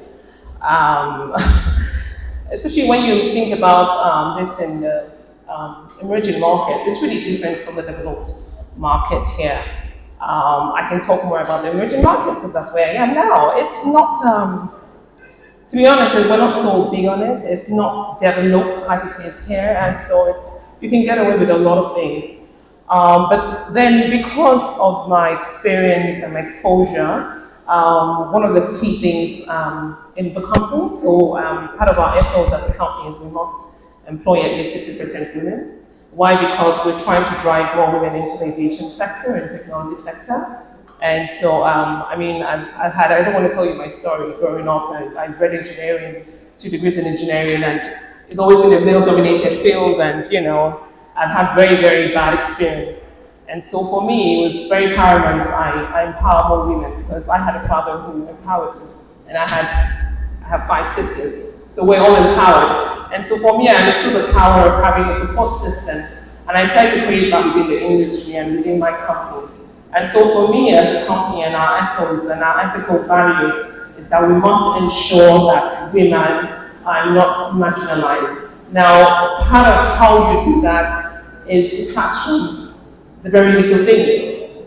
As minute as, here you have a minimum wage in the UK. In Nigeria, it's just, we actually just got 70,000 naira. I don't know what that is in pounds now. passed as the minimum wage. So, I mean, what we do within the company to help raise, the ethical values of the women within the company, it's amazing. So when you're first employed, even down to the clothes you wear, we provide. It's that bad because they can't afford it. And so for us, in the emerging markets, it's really, really different. I can't overemphasize it. Honestly, I don't want to begin to say things here because it will amaze you, but going back home was a whole different world for me, honestly, because I really couldn't understand why, little things couldn't be done within a system. And they'll tell you that you're overdoing things. And you're like, can't be serious. Like, but this is basic. They're like, no, it's not basic here. And so it's that's just how, I don't know. It's sad. But I think I think it's something we need to bring to the table. I think it's something that she's spoken about. One of the reasons I decided to come to the event was when I read about Moyin and the things she's doing about empowering women. For me, it resonated with me, and I could connect with her immediately and connect with the entire event as a whole. Having come from where I've come from to get to where I am today. So yeah. No, that's really powerful. And what about yourself, Chantal? So anything around, so from a blockchain perspective, any kind of challenges from the ethical side that we're probably going to open up a door now, aren't we? Absolutely. There's like a bunch of things, and I think you were speaking to it about feminism, and I think with any industry, you're only as good as the people that are a part of it, and I think that is also replicated in blockchain, and that's not necessarily the technology, but it's just like a byproduct of people. So we don't have as many women in blockchain, and I actually met Oyin. I met Oyin before, but I met Oyin again at a conference that we were sponsored as women to go to because we wanted to make it more diverse. But if we want to talk maybe a little bit more on the technical level, yeah, there are ethical considerations, there are environmental considerations with blockchains. I think everybody should be familiar with Bitcoin. It's like the most familiar blockchain. That's proof of work. It uses a huge, insane amount of energy in order to power that blockchain and keep it going. It's really bad for the environment. But what we will have really started to do is start to innovate and look at ways that you can build blockchains with a different design. So we have things like proof of stake, delegated proof of stake, proof of authority, and these ways of running blockchains, they actually minimize the energy consumption, so it's better for the world. But people still think blockchains are really energy intensive, and not so much anymore. So that's one area, but then we also have other things, there's a company called WorldCoin. I don't know if everyone here has heard of OpenAI or ChatGPT. Yeah. So Sam Altman has a really big brain, and he's building a blockchain startup as well, and it's called WorldCoin, and it's a decentralized identity protocol. And essentially, with WorldCoin, what they do is they scan your iris, and they use your biometrics to prove that you're a real person. But what they did was that they went to Africa, they went all over the continent, they went to Kenya, they're banned from Kenya and banned from Ghana now, because they were unethically doing that. People were basically selling their identities for $20. Right.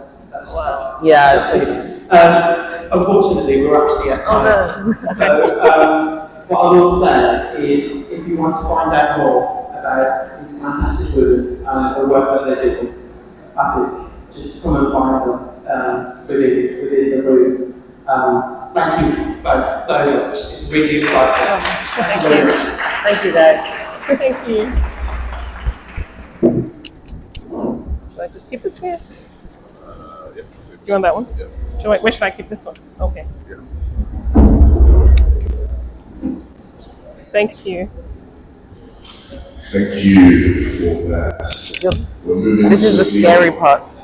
I will mention now that there are different stages open now. So if you want to interact, do you want this back? The text stage to my right. Yeah, that one. Your left is and that. Thank you. Thank you. to be dealing with the future of money and blockchain-driven perspectives. So if you want to delve a bit deeper into what we just heard now, go to the stage to my left, and sort of right to the left, the flagship beauty stage, taken by Niyo and she will be tackling for insights and impact, building brands and products that women embrace. So if you're interested in building brands and products, in this room, the main stage, we're going to have Niyo and Paul Richardson speak to us and have a very nice chat. Very quickly, I want to introduce them and then also the listen and essentially ask questions. So we have a fireside chat on business strategy, fashion brands, and ways in support of that. As we know, Niyo is a servant tech going to be the one. It's driving positive change in beauty and fashion industries. Only successfully built brands Niyo Hair and Beauty and Niyo Labs. Joining her is Paul Richardson, seasoned entrepreneur, extensive experience across various industries. Paul played a pivotal role in scaling Gymshark from £4.5 million to £450 million. And has invested in several innovative ventures, including Hair and Co.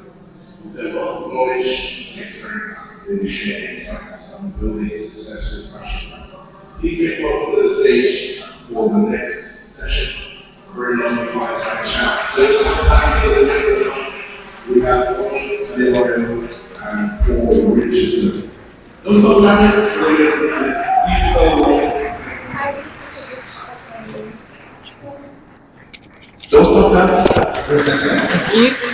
Can you help? Sorry. Fantastic. When she pay attention, there's a lot of I'm straight away.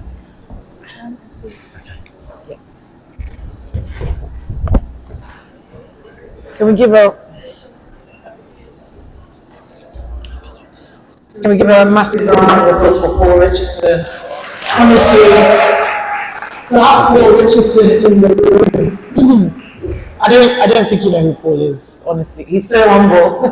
But just as his bio says, he is currently the founder and CEO of Hair, but also he was one of the leaders in the executive team of Gymshark, the popular company that we know of today, and managed to scale it from £4 million to over £450 million in collaboration with the team there. So I'm very excited for this conversation, people. Thank you so much for saying yes. I met Paul a year ago, and I was like, "Hey, Paul, I find you so inspiring. I really need you to, I need your support, basically. I need you to ask some questions." And we got talking and whatnot. But Paul, before we go into it, I just really want the audience to hear your story. How did you start being an entrepreneur? Hello, everyone. Thanks for your kind words. And yeah, I mean, today's about business on its own because, recovering from an issue and being here. I go way back. I'm a Birmingham born and bred. My mum and dad sort of got together and between them produced me, but my dad decided he didn't want to be around and ran off. I was then taken to an orphanage, and unfortunately my mum didn't give me up. So sort of my sliding doors moment went from there, and my mum and dad then got back together, and then my history started. But in terms of business, I started off when I was at school because I didn't really want to stay at school. I wanted to work with my dad. But I worked through waste management. I've owned All Saints, a clothing company, part owner of Birmingham City Football Club, several more waste management companies. Keep right on. And then eventually got to Gymshark, which is the most famous one, and then there's several more after that. So I don't call myself an entrepreneur now. I've changed it. I changed it to business athlete. I love it. Absolutely. So you went from waste management to fashion. What made you take that pivot from waste management to fashion? So again, sliding doors moment. So I'd sold my waste management company. I was on my first one in 1989. Wow. When my father was alive, and he's been passed now over 30 years. And then I built another one up and became the largest waste management company in the West Midlands again. Okay. I sold that in 2000, and it was just a bit of coincidence that I was a bit bored with waste and one company. I wanted more, so I could see myself doing more things. But a friend of mine was, he'd got a store in Birmingham with All Saints, and it was a franchise store, and unfortunately they went bankrupt. So he came on the phone to me one day crying because he's mortgaged his house and done everything, and they got into administration, and I just said to him, well, who's the administrator? And he said, beg your trainer. And I said, well, I know them. I'll speak to them. So from that conversation, we bought All Saints. Oh, wow. So there was no plan. Wow. It was opportunity, and again, the sliding doors. Wait, for a moment. For a moment, you bought All Saints. You bought the business, the franchise. Yeah, the whole business, All Wow. Saints, back in 2002. Wow, that's amazing. Can we just give a round of applause for that? That's amazing. And so after your journey with All Saints, did Gymshark happen after that, or was No. All Saints I kept for about 3 years, and then I sold my portion. Again, it was the guys I was involved with that did all the work. I was just the connection point and the money at that time and the sort of mentoring. And then I went back into waste management. Again, sold that and went into nappy recycling. So sort of from 2009 to 2013, I was in nappy recycling or diaper recycling in the US. Okay. And it was a late 2013-14 when I met the guys at Gymshark. Okay. So one key thing that you just, I would like to pick on what you just said is the power of relationships. We had a conversation in a smaller room a few months ago, and you kind of spoke to me about how relationships helps you build yourself as an entrepreneur. For a lot of entrepreneurs who are trying to maybe build fashion brands, can you just share a little bit about why relationships matter when it comes to building? Well, I think first and foremost, business is business, and your friendship and relationships are slightly different, but you can build good relationships in business. Yeah. Because it's about integrity, honesty, and being a good person. And you don't have to be ruthless and tough and absolutely sort of almost obliterate everyone in business.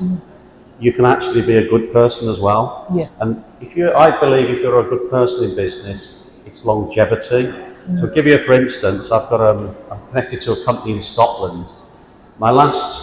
When I was in nappy recycling, which was pre-2013, I was involved in the Scottish Government, I was involved with the Scottish NHS, I knew everyone up there. But then of course, I moved out and it was 2024 by this time and I hadn't spoken to them for ages. I was involved in another business and they said, we need to speak to someone in the Scottish Government and the NHS. So I made one phone call to a lady called Nikki Suter in Scotland, who I remembered. She said, hi Paul, how you doing? I said, could we speak to someone in the Scottish Government? She said, no problem. So the following morning, the company that I was involved with was then speaking to the Scottish Government and the NHS. That comes from having a good relationship with this one person. And, I didn't keep in touch with her, I didn't go and eat at her house or send her Christmas cards, but I had a good business relationship with her all those years before. So I think that proves the power of relationships. People say that your network is your net worth. Many people in this room may have strong networks. Some people may not. How would you build networks in order for you to be able to grow as an entrepreneur and also grow fashion brand? So again, it's it's not one-sided, and I think a lot of people go along and almost treat it as one-sided. What can I get out of these people? What can I get out of this person? It should also be, what can I give back? Okay. So, and it becomes a trade-off. It goes back to the, back in the ages where, you bartered and traded, and, there wasn't coin and money. So again, for me, this is about, I want to do someone a good turn. That's not really a problem. Yeah. And hopefully they'll remember that when maybe I need something. Yeah. So again, I think, that to me works really, really well, Yeah. and it's very satisfying. I do talks for people, half-an-hour teams. I do 2 to 4 a week, as you know. Yes. And I don't know who they are. I don't know where they come from. They just contact me and they get a slot. But that to me is, I don't know if one of those people might turn out to be something that really helps me in the future. Yeah. It might not. I don't really care, because I just think it might come back. And, it worked with the Gymshark guys because there were 2 young guys in the gym who were obnoxious, arrogant, but for some reason I spoke to them, and some reason I helped them, and then that turned out to probably be the biggest thing that I've ever done, etc. So looking at opportunity, looking at not opportunity from a selfish place, but opportunity from a place of service. And Paul would probably not say this, but Paul literally responds to my messages, but he's probably one of the busiest person that I've ever met. And so I just want to say thank you for just being a man of service as well. So we're going to move away from relationship. We're going to talk about business models. For you to be able to have scaled a business like Gymshark from 4.5 million, not just you, obviously your team at the time, to over 450 million, you must have a really strong business model. Can you talk to us about the importance of strong business models in building fashion brands, but also scaling fashion brands? Yeah, and I think with whatever business it is, fashion, gym, whatever it is, I think there's several things for me is, you can call it all the fancy names that you want, and there are lots of fancy names that consultants will give you. But for me, it's about everybody going in the right direction and knowing where they're going. Okay. Now that is not just yourself, it's your employees, it's also your suppliers, and it's also your customers. So there's more than one there. It's like, just all the employees know where they're going and what they're doing, but if suppliers aren't connected, and then your customers aren't connected. So getting everyone to know that and going, and that being the right way for you. For some people it's, if you look at a brand like Prime, the drinks thing, they've got a completely different strategy and direction and plan to Louis Vuitton. Yes. They're different completely. But again, if everyone knows where they're going, everyone knows what they're doing and how they're going to get there, the road is never straight. The road is bumpy, it's here, and it's like a bit like this. Yeah. So, but the direction of travel is the same. Okay. Wow. So the importance of having a very strong vision, knowing how to communicate it, and actually leadership, and being able to lead not just your employees, but also being able to lead customers and suppliers. You make it sound easy. How do you do that? Well, it isn't easy because everyone will do it. Yes. So you said a word there, leadership. That's completely different to managing, and so many people mix them up. I can get people to do this, I can get people to do that. That's not leadership. Leadership is shoulder to shoulder. I'll go through a wall with you, but it's together. It's not just, okay, can you go through that wall for me? You go with them. Yeah. So they have to look up to you in all the different ways, and almost like want to be you in a sense. But that's leadership, which I think is one of the key things of anything that you do. And there aren't that many leaders around. So yeah, it's not easy. People are the hardest thing you'll ever deal with. So, I mean, they're living, breathing, male, female, all sorts, whatever they are, and they're the hardest thing you'll ever deal with, but also the most fulfilling when you can get it right and your team really works. I bring it back to football a little bit, in that can't have them all the same, and you can't have all superstars. So in a team of footballers, if it was 11 Ronaldos, they would probably lose. Right. Because Ronaldo's not a Class. good goal, Right. or he's not a good defender, or not a good, whatever. But the team is different. The striker is 6'4", he puts goals, that's his job. The goalkeeper is 6'5", he doesn't have to do too much, but he has to stop goals. And the midfielder might be 5'4", a bit like me, and run up and down like a lunatic, but that's his job, or her job. And it's a combination of all those together, and your ability to recognise them, your ability also to change it if it's not right.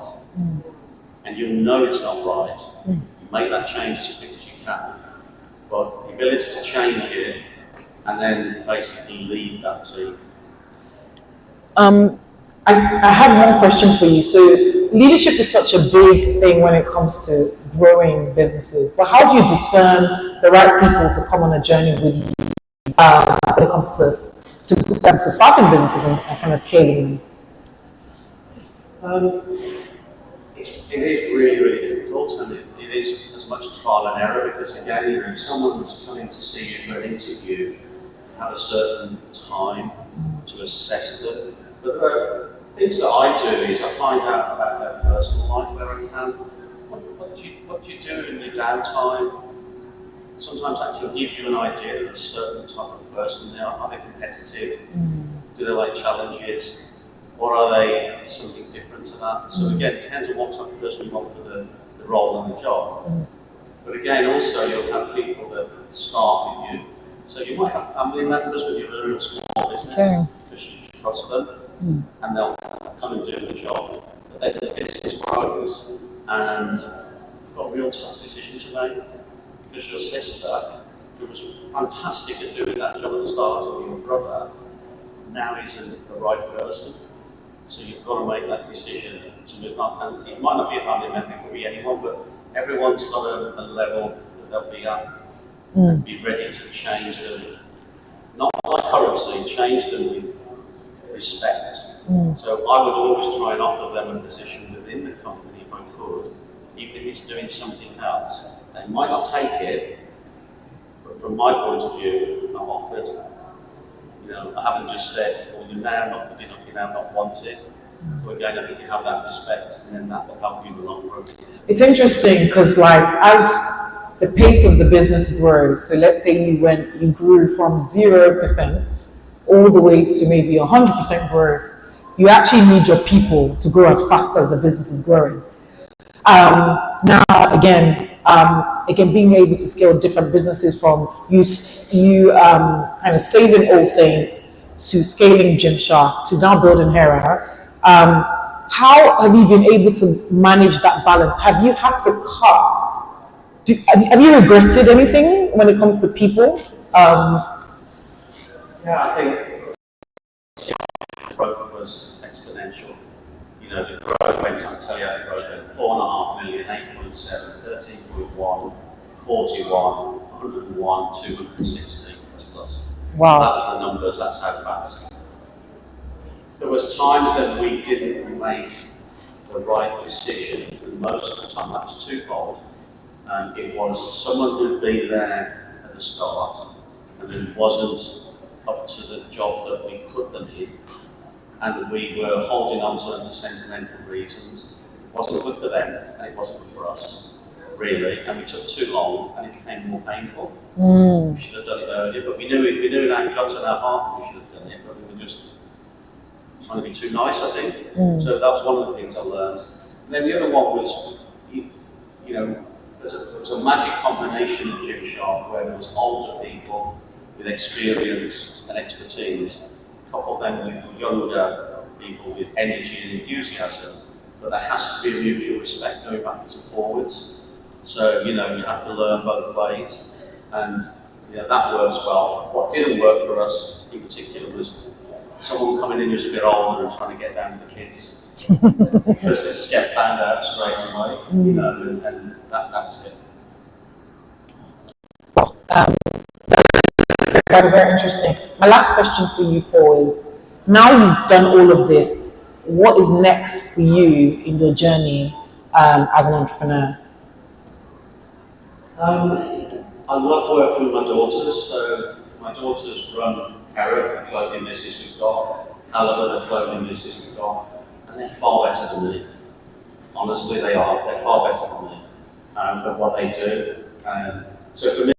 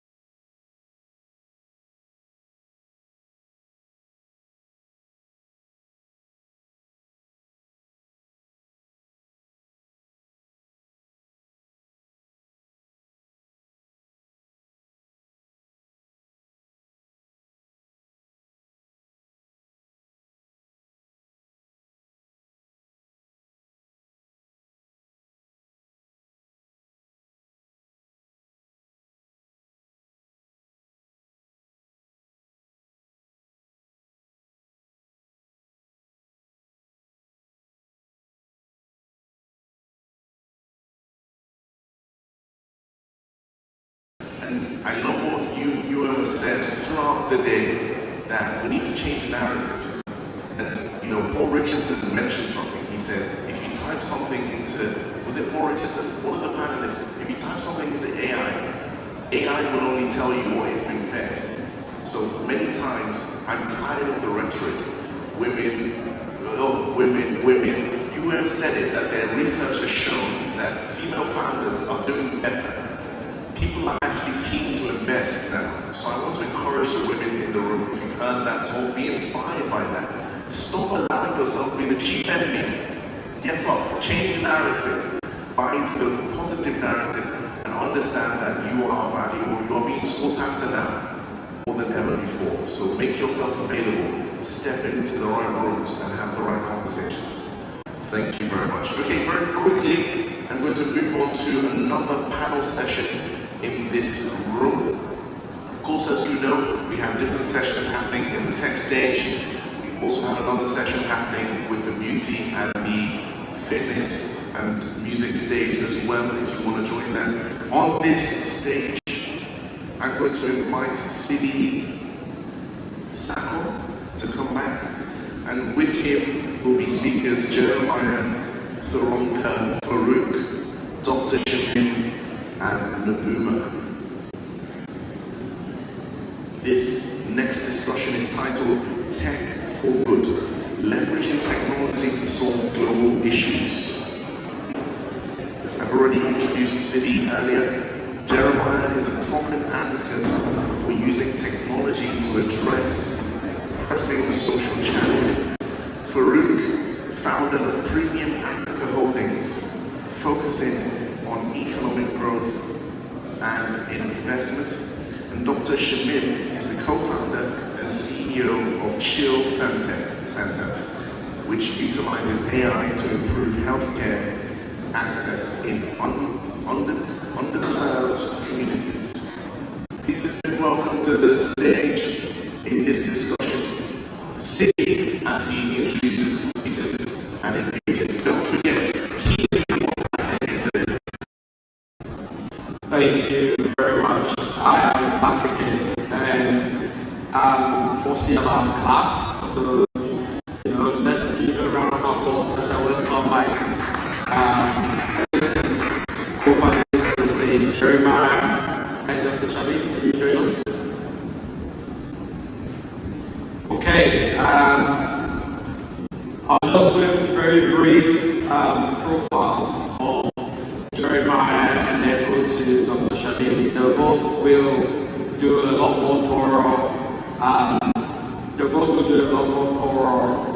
introduction of themselves. So Jeremiah today is a tech for good advocate, works mostly with the United Nations.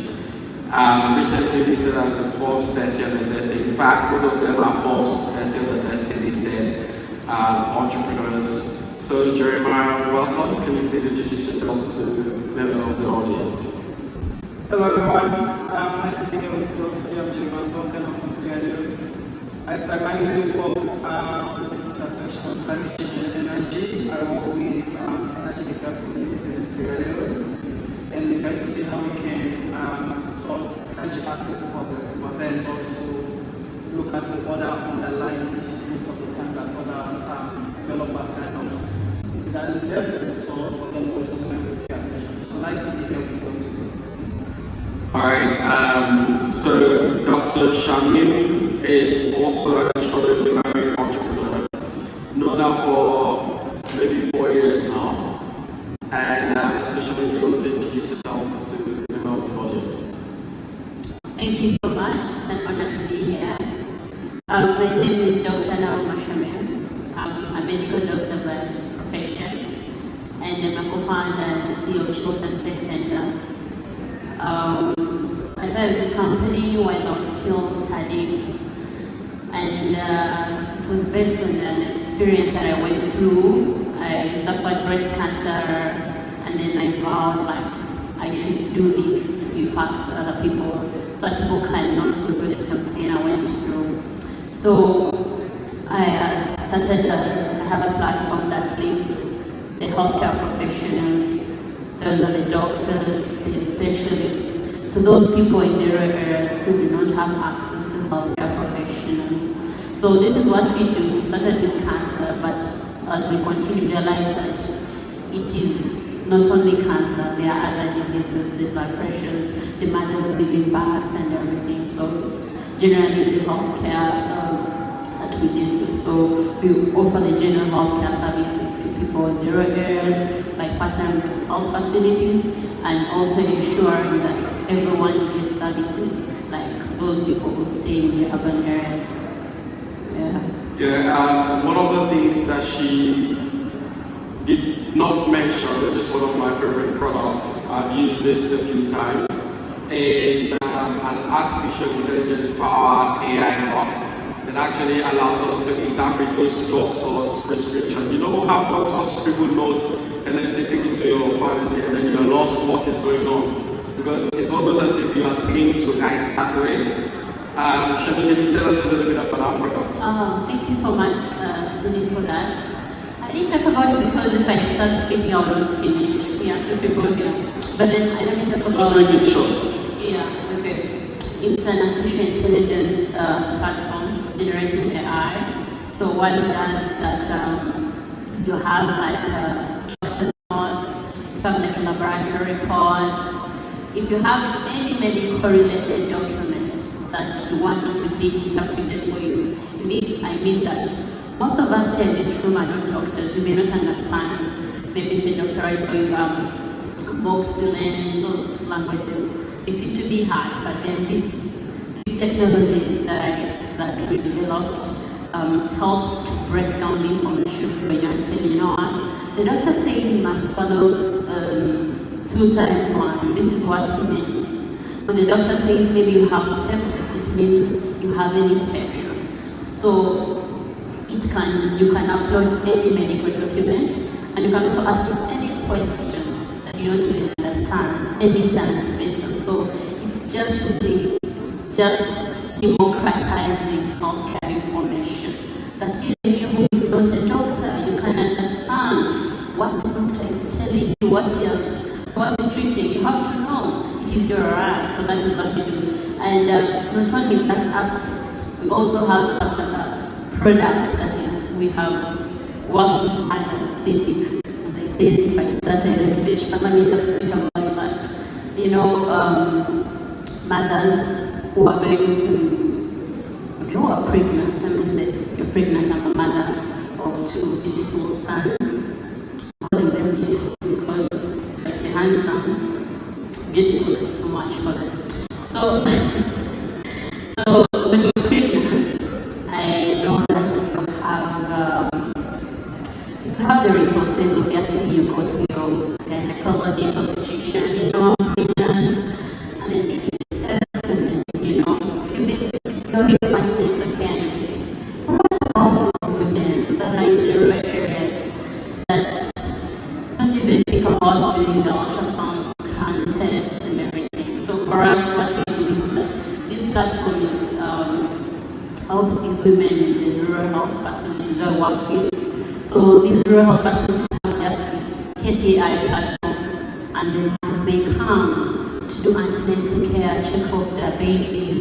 So this AI studies that data, you know, that this month you came, you had any bleeding, you had this one, it studies the data, and then analyzes it, and then can recommend to these mothers the best healthcare facility they can give back, like from their villages. Okay, maybe discovers maybe you may get a complication.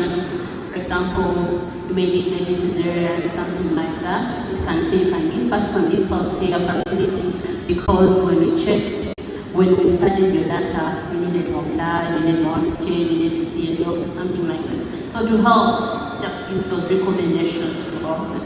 That's the use of the AI platforms that we have at Children's. No, that's amazing. Jeremiah, what does tech for good mean to you in the context of global challenges like climate change, inequality, or health crisis? I know you work a lot in the international space. So today, what is the conversation like when defining tech for good? Tech for good basically means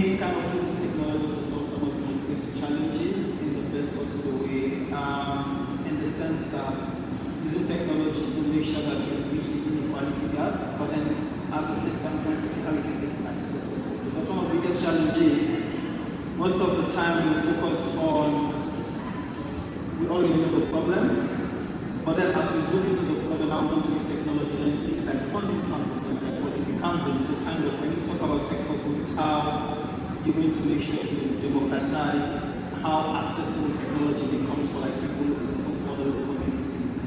A good case example is where access to funding is a major challenge, but then they are at the forefront of climate change. So using tech for good in that context means how you need to make sure technology becomes accessible to Sierra Leone, to not only solve the impact of climate change, but then also to bring them up to the 21st century. So to sum it up, basically, that is what we've made in that context. So just following up on that again, how, with that definition in mind, how do you see women playing a role or shaping the tech for good movement? And what are the unique perspectives that comes with that inclusion? I'll zoom it a little bit down to the work that I do, to kind of explain how internally we kind of utilize the experiences of women in making sure that we solve problems using technologies. Most of the time, when energy developers goes into the local communities to solve some of those problems, they go with their feasibility studies, they go with their statements, they go with the understanding that technology is fit for purpose. They go with past case studies of how that particular technology has been used to solve similar problems in different places. But then most of the time, once they kind of fail to kind of utilize the experiences of women in those local communities, those women are in those communities most of the time. Like the anchor of the history of those communities, they understand what the problems are, the way they present the problems will be totally different from what the plant assessment would tell you or what all the other case studies would tell you. So what we do is we spend a lot of time with women, we engage them to kind of understand their experiences. One of the cool things that we learned is those communities are at the forefront of climate change.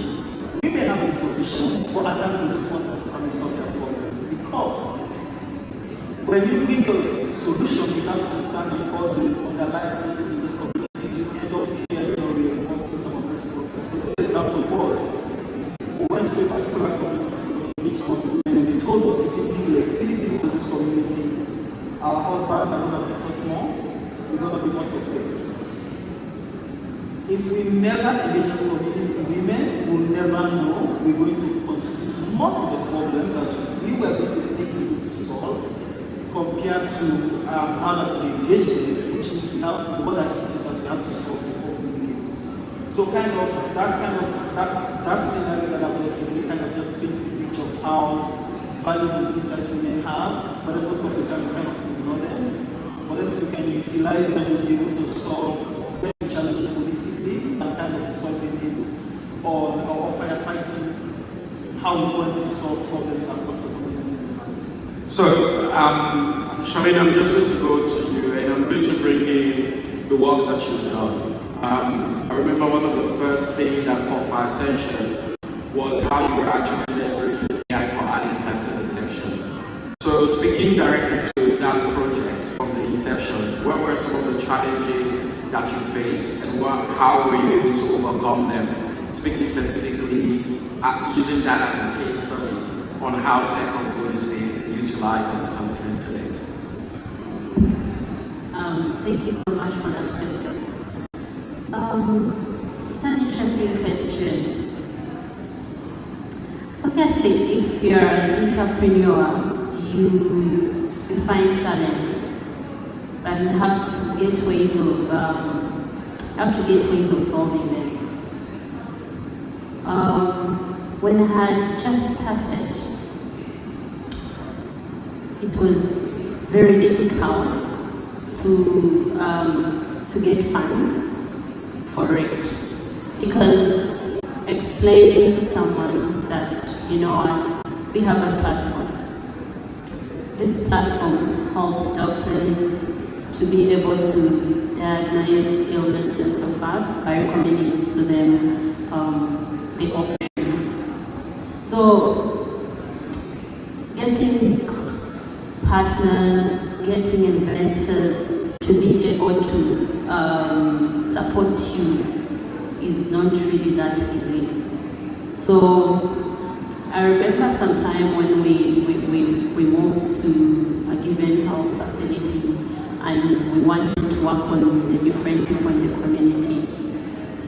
Realized that we wanted to offer the services to these people because we were linking them to breast cancer specialists back then, and realized that the patients were so many compared to the specialists we are linking them at virtually. So they remained requesting for the services, but we were constrained because we didn't have enough funds to be able to cover all the people at that time. So what we looked at as a team, because as previous speakers have spoken about funding and everything, you have to know exactly what you're looking for, and then we had to look for alternative ways of funding. We had to apply for grants, and you look at, when you're applying for a grant, you have to look at what are they looking at, and then how does what I fall into that. So you don't just have to apply for a grant or something, but you have to look at what are they targeting. We also looked for other alternative ways of funding. For example, we looked out for companies that had same visions like ours, and then we sell to them what we do. There are those companies that have look at social impact. So we told them we are going to work on a given number of people, and then this is what you do. So can you please support us? So in that, we've been able to get some companies on board. For example, there is some soap making company that we've been able to work with. Realize that it has some kind of budget to offer to health tech startups. So we sold to them whatever they wanted to be, and they were able to get some funds from them. Another challenge that we faced is the internet connectivity. When you're working with people in the rural areas, because those are the people that we want to work on, they are constrained. Yes, the telecom companies are there, and but even when the connection is there, it's not that fast as it is for those who are in urban areas. So it really disrupts the access of the healthcare services. So with that, we looked at also the solutions. First of all, is coming up of the satellite connections, on how best these people can be able to get services all the time. Then we also looked at the solar powered panels, so that they can be able to help them power, maybe like for example health facility, it can get power, and then you can be able to put in, be able to offer services to them. So the other challenge I think we faced is talk about regulations. In Africa, everyone knows that there are 54 countries, right now 54 countries, and in every country that you want to work in, they have their own regulations. So you move like to work in Uganda, Kenya, and Tanzania, and recently Ethiopia. But I can give you an example. The first time we moved to Tanzania, we had to speak to authorities, actually speak to the ministries of health and everyone. And then they're like, you know what, you cannot store our data out of the country. You have to keep it, you have to store it in our country. So you have to buy server specifically for a country. You go to Kenya, it's the same thing. You go to Uganda, it's the same thing. Like everywhere. So there are not those, the regulations are really difficult for like entrepreneurs. Remember, you're an entrepreneur looking for funds. At the end of the day, it becomes a little costly. But as we continue, we were able to make partnerships with different companies, and then we were able to put servers in the countries that we are able to, the countries that we work in, because we want to make sure that what we are providing is safe for the people in the country, and also us as a company, so that we are providing equitable and affordable healthcare.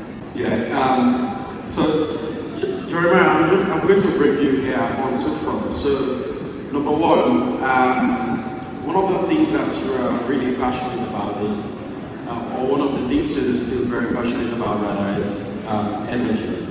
But also, you have been one of the key players in the international climate space that talk about policies in general. So two questions. Number one, how do we ensure that the tech solutions that we're building are sustainable and they don't contribute to the problem that we already have? Because it's always like a double-edged sword. So at one point you really want to use tech, but you can go only that far without really removing a bunch of the population that doesn't use tech. And then one of the things that Dr. Shamim mentioned, and I've also experienced this in multiple countries that I've operated in, is the differences in regulation. So I know you have also advised a lot of international governments, international players on how to look at the regulation. How are you able to develop the solution that you developed in Sierra Leone? Tell us a little bit about that solution, but also what is the regulatory framework today that is being discussed? So start with for Sierra Leone, we kind of have two sets of governments. Technically, you have the local government and then you have the central government. In as much as the local government kind of falls under the Ministry of Local Government, and the Ministry of Local Government, that's where like the local government, our chiefs, our paramount chiefs, sector chief, chairman, and we kind of know that structure already. They follow the Ministry of Local Government, but then there are certain decisions that they make independently. So, for me, one of the things that I've been leveraging on is engaging with these local leaders, going to these communities and engaging with them, getting their approval. Most of the time, depending on the skills, it also matters of the scale of the project that you're going to implement, you may necessarily don't need approval from central government, like the Ministry of Technology or Ministry of Education to get approval. So that is one thing. But then another issue that my co-panelists also always spoke about is kind of if now you want to scale your people, right? Even within the same country, right? Some counties, for example, we have districts. So some certain districts will be more favorable for you to scale to others may not, depending on what kind of some little bit of tweak in the regulation that they may have, be it on procedure, be it on who is in charge of doing and then the problem becomes more serious if now you want to cross borders. ECOWAS have been doing some excellent work in trying to see how they can match our market, but then again, a lot of governments are reluctant because now sovereignty comes into conversation, taxing comes into conversation. And it's kind of the same thing that's what across the rest of the continent where we have some excellent ideas, and the African Unity Agreement is one of potentially our big changes. But then a lot of African countries or governments are kind of very much reluctant in the sense that they're going to lose power on how much they tax and how much they can get with. Because say for example, if an entrepreneur from Kenya is developing a solution and another entrepreneur from Togo is developing that similar solution, the chances of the Kenyan entrepreneur succeeding is very much higher compared to this one because it's not factoring in market size, solutions and stuff like that. It becomes tricky. So one of the things that we need to do, regionally or globally, is how we need to reconcile our regulatory frameworks to make sure we make it very much simple for a Sierra Leone entrepreneur to scale up to South Africa or a South African entrepreneur to scale up in Egypt without the hurdle of inventing their processes on how they need to keep up with those regulations. So kind of that is a conversation that is going to happen on the global scale on how we can reconcile. But then again, you have the major challenges of government not wanting to seek power or not wanting to give up some of their capital, means of raising capital. Thank you very much. Finally, as we come to an end, Dr. Shamin, what advice would you give to tech entrepreneurs who also contribute to tech for good initiatives? How do they, you're a medical doctor, you're leveraging technology to change lives. What are the advice for someone out there looking to do the same? Thank you so much for that question. My advice is very simple. If you're a tech professional out there, just look out for a problem in your community. There are so many problems, and then look for a solution. How best can it impact people in my community? How can it improve their lives? It may be in healthcare, it may be in any other sector. So it just doesn't need to be, I want to do this. But then I want to do maybe, for example, I'm a doctor, so I'll talk about healthcare and also startup. But then you may be doing something in agriculture, you may be doing something in engineering, just something that you find that this in my community is failing. How can I improve it? What can I do to make sure that I bridge that gap that is there? And that is simple advice I would give. And then if you are to impact a community, you are going to make people's lives better. So something big starts small. So when you impact a community, the next time you're going to see it impact, maybe like the municipality, the district, and then the country, then from a country to more countries.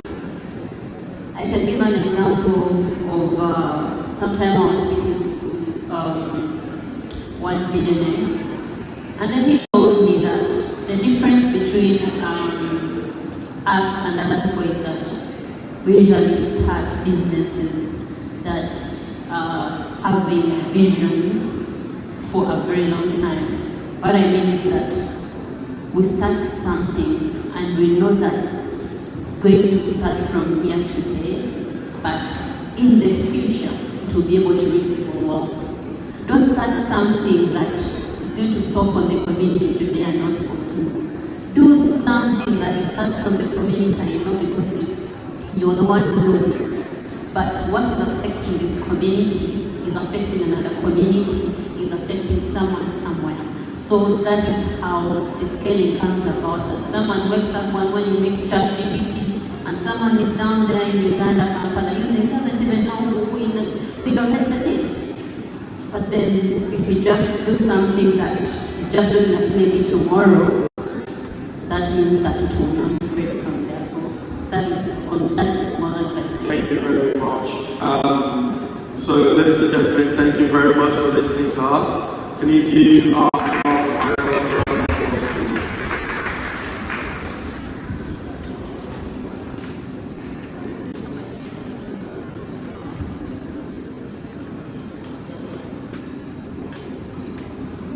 Thank you all so much. Very good of you to still be tuned in and locked in. Has anyone heard the story of the man that invented chess before? Anyone? Have you heard the story? You don't know the story? The man that invented chess, the emperor in his region was so impressed. He said, name your price. What would you want me to give to you as a reward for inventing this sophisticated game? Do you know what he said? He thought for a while, a mathematician. He said, okay, for every chessboard, I want you to double a grain of rice. Have you heard of that before? So on the first chessboard, there are 64 squares on the chessboard. The first chessboard, the square has 1 grain. On the second chessboard, or the square, does anybody know?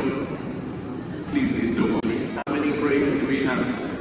2. On the third square, how many grains do we have? 4. On the fifth, is it 5th or how many grades do we have? 16. What's 4 times 2? 8.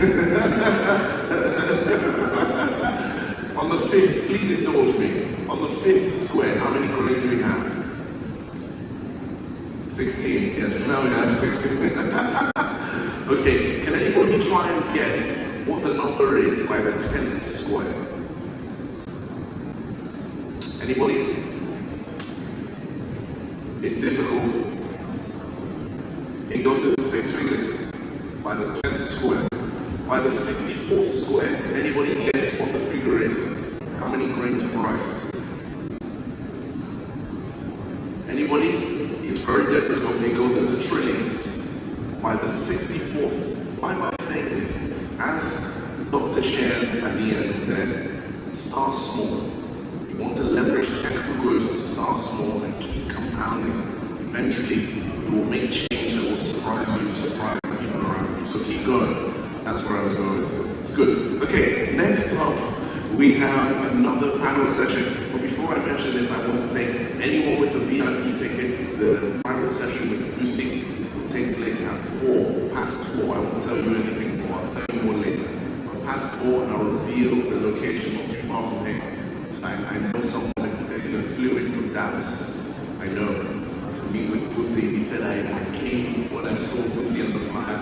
So for that person with your VIP ticket, you'll be meeting with Lucy just after 4. Location will be revealed shortly. The next session will be another discussion titled The Skill Set of Tomorrow, Preparing the Workforce of the Future, moderated by Chinazor Kali. I'll give a quick introduction to Chinazor and the speakers coming up. Chinazor is a senior program manager at Niyo Labs, an expert in integrating emerging technologies into business strategies.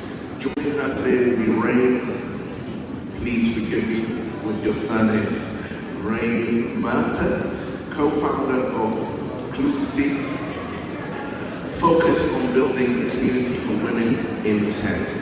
Next up will be Mibel Ochebiri, a design educator and researcher advocating for diversity in the creative arts. And finally, Ifeoma Opala, head of asset strategy and strategic partnerships at Maersk, dedicated to promoting DEIB and empowering women of color.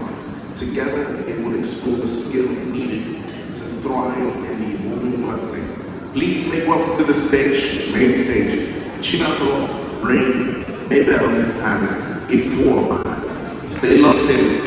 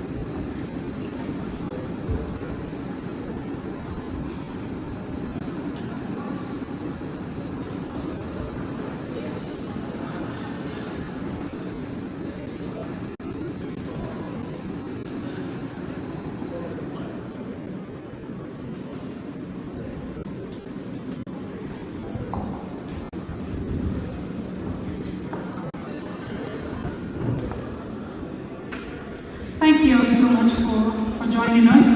How has it been since morning? Awesome, thank you. As we've been introduced already, we'll be discussing the skill set of tomorrow, preparing for the workforce of the future. You can see we have esteemed panelists here, but before we get right into it, I'd like them to take turns to introduce themselves. Can I kick things off with you, Ifeoma? Hi everyone. I can see that the room is a bit sparse, so we can be very comfortable and hopefully have more conversation. My name is Ifeoma. Everyone calls me Ifi. I'm Nigerian and I've lived in Denmark for the last almost 6 years.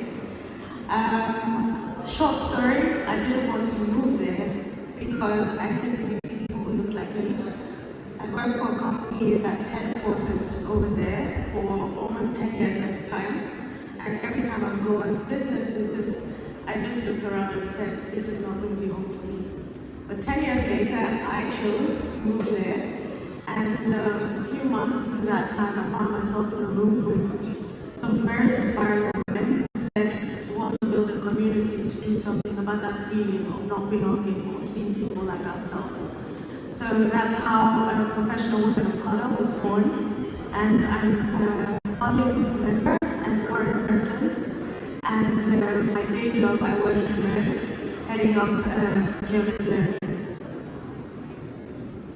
Okay, look, I find that already awesome. Hi everyone, my name is Niyo. Difficult to pronounce in English. I'm the founder of City, which is Belgium's largest women in tech community.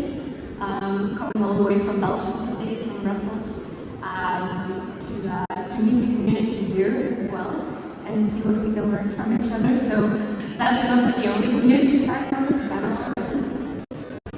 Hi, I'm Niyo. I am a data analyst and tech educator, and just stepping from moved around Europe recently. I am originally Nigerian, but I grew up in Italy, and then I moved here at 16.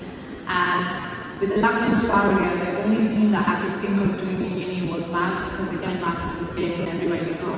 Equations are equations, and I found myself into data. And it was just before the pandemic, it was an outsourced, so it was such a smooth transition into tech, and ever since then I just wanted to do more for people like me, because I feel that tech, there's no barrier, there's no language barrier, there's no education barrier, so just being to share this knowledge and resources with other people. So yeah, that's it. Amazing. So we can say it's actually Niyo first. It's a festival. You can see they are coming from various backgrounds. We have tech, we have data, we have logistics, and yeah, that's the right thing then. In your respective fields, what do you see as the key skills required for the workforce of the future? And how are individuals prepared to stay competitive in an evolving landscape? Can I start with you, Rain, please? Yeah, sure. So my respective field is technology in general, as we work with women from all different niches and all different specialties in technology.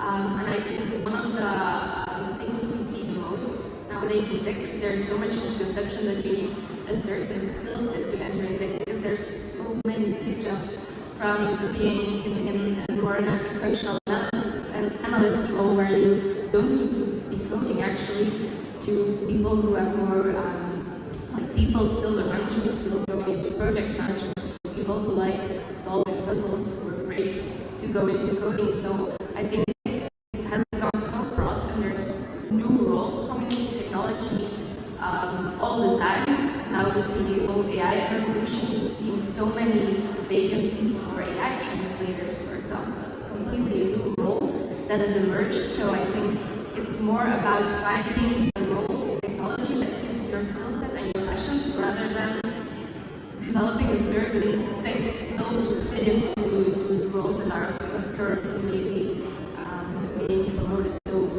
I think technology is so broad, but like the message we try to spread as well. There's a place for everyone in technology, no matter what your background is. There's so many people having studied psychology, history, or having a master's degree in arts, for example, who start in technology with their way, with the skills they have, and then on the job they learn. So that would be my answer. Amazing. Thank you so much for those insights. Apart from coming from educational backgrounds, I've also seen people without degrees that are getting into tech and thriving in tech. Can you go next, Niyo, please?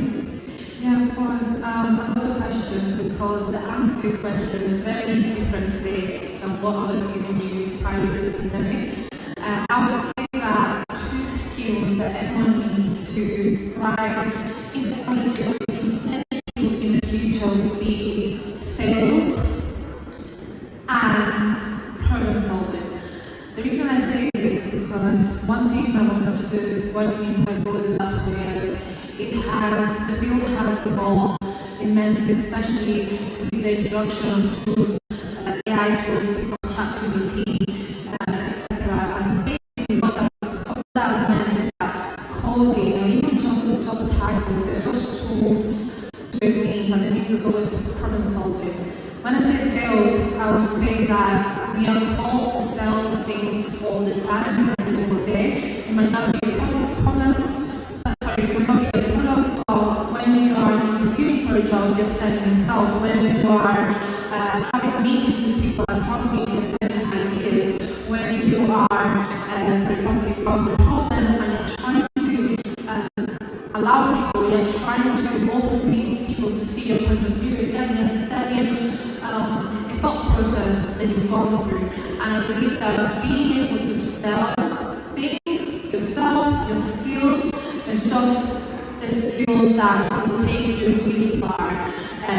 So I would say people, especially people interested in tech, don't be too focused or too set on, oh yeah, I just need to learn Python, or I just need to learn problem management skills like Scrum and that and the other. Just think of them as tools to enable, at the end of the day, every single business wants someone that has fresh ideas, that knows how to sell them to them and solve problems that they have. Amazing. I love that. Sales. Very interesting. Thank you so much, Niyo. You want to go next for me, please? Yeah, sure. And I'm going to maybe tie them together because I definitely 100% agree. So I'll look at it first from technical skills. So you talked about tech, and along with that, then, of course, AI. Just have to mention it because that's probably the one thing that is a level playing for everyone right now. Everyone, not everyone, but most people are on the same level, and the barriers to entry in AI is very low.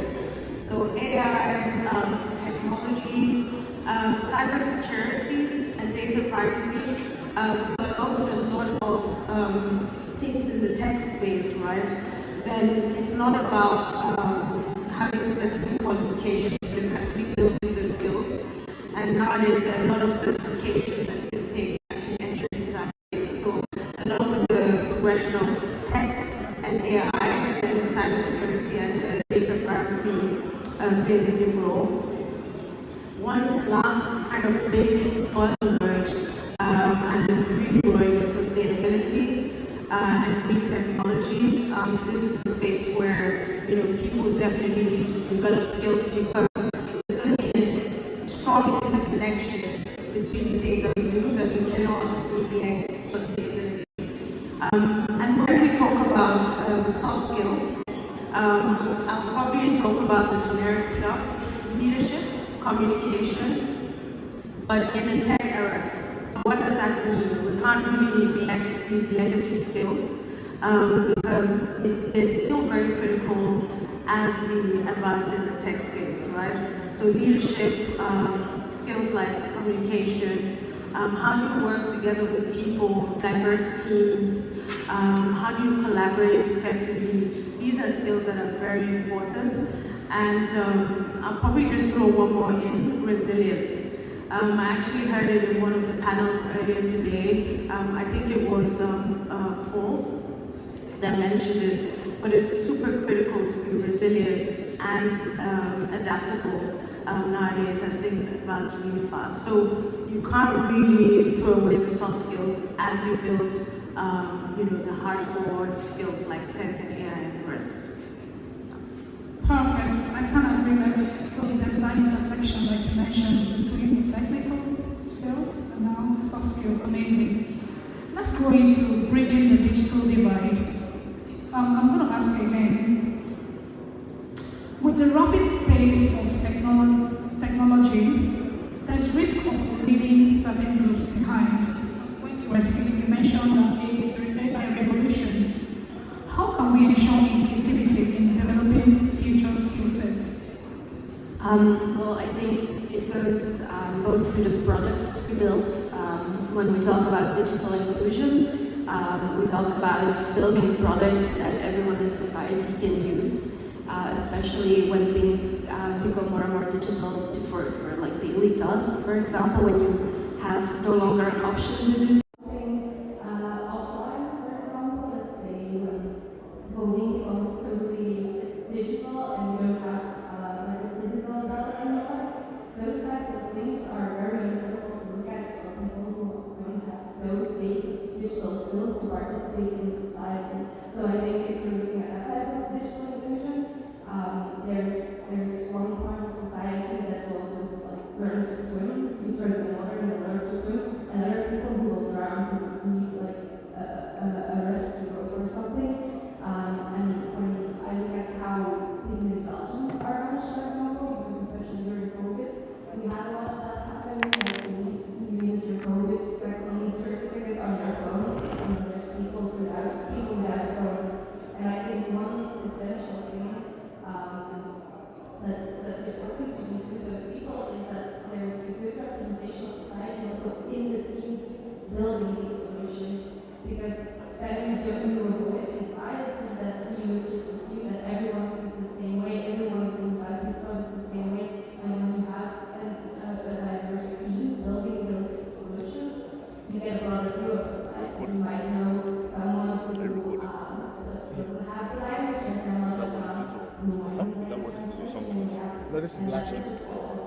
or you might have people who know someone who's blind, so you think like, oh yeah, wait, I have this friend who's blind, so let's think about how they will interact with this product. But I think as it is now, both in the UK but in Belgium it's even worse, our technology industry is not diverse enough, especially when it comes to gender. And in Belgium we're at 19% of women in technology, 3% of women in management, which is super low. And if we don't change that, those products won't be built inclusively. On the other hand, you have also like the solutions that need to be provided to help people. Of course, there's assistance, there's guidance, there's volunteers helping. You have all of that, but it needs to start with the solutions for creating. Amazing. Maybe we want to go next first. Sure. I'd like to focus specifically on increasing representation in the groups of people that build these technologies. I would say addressing the issue when people are still young, so think of high school, for people to get involved in like mentoring people who are in high school. And the reason I say this is because when I was in high school, I didn't know about it. And I didn't know about it because the people that would come to the assemblies or whatever it may be, there were people in the law field or people in the medical field. And so as a young woman, I thought, oh yeah, okay, maybe the NHS is a potential career path for me, maybe it's accounting. I never thought of tech. So I believe that if we try to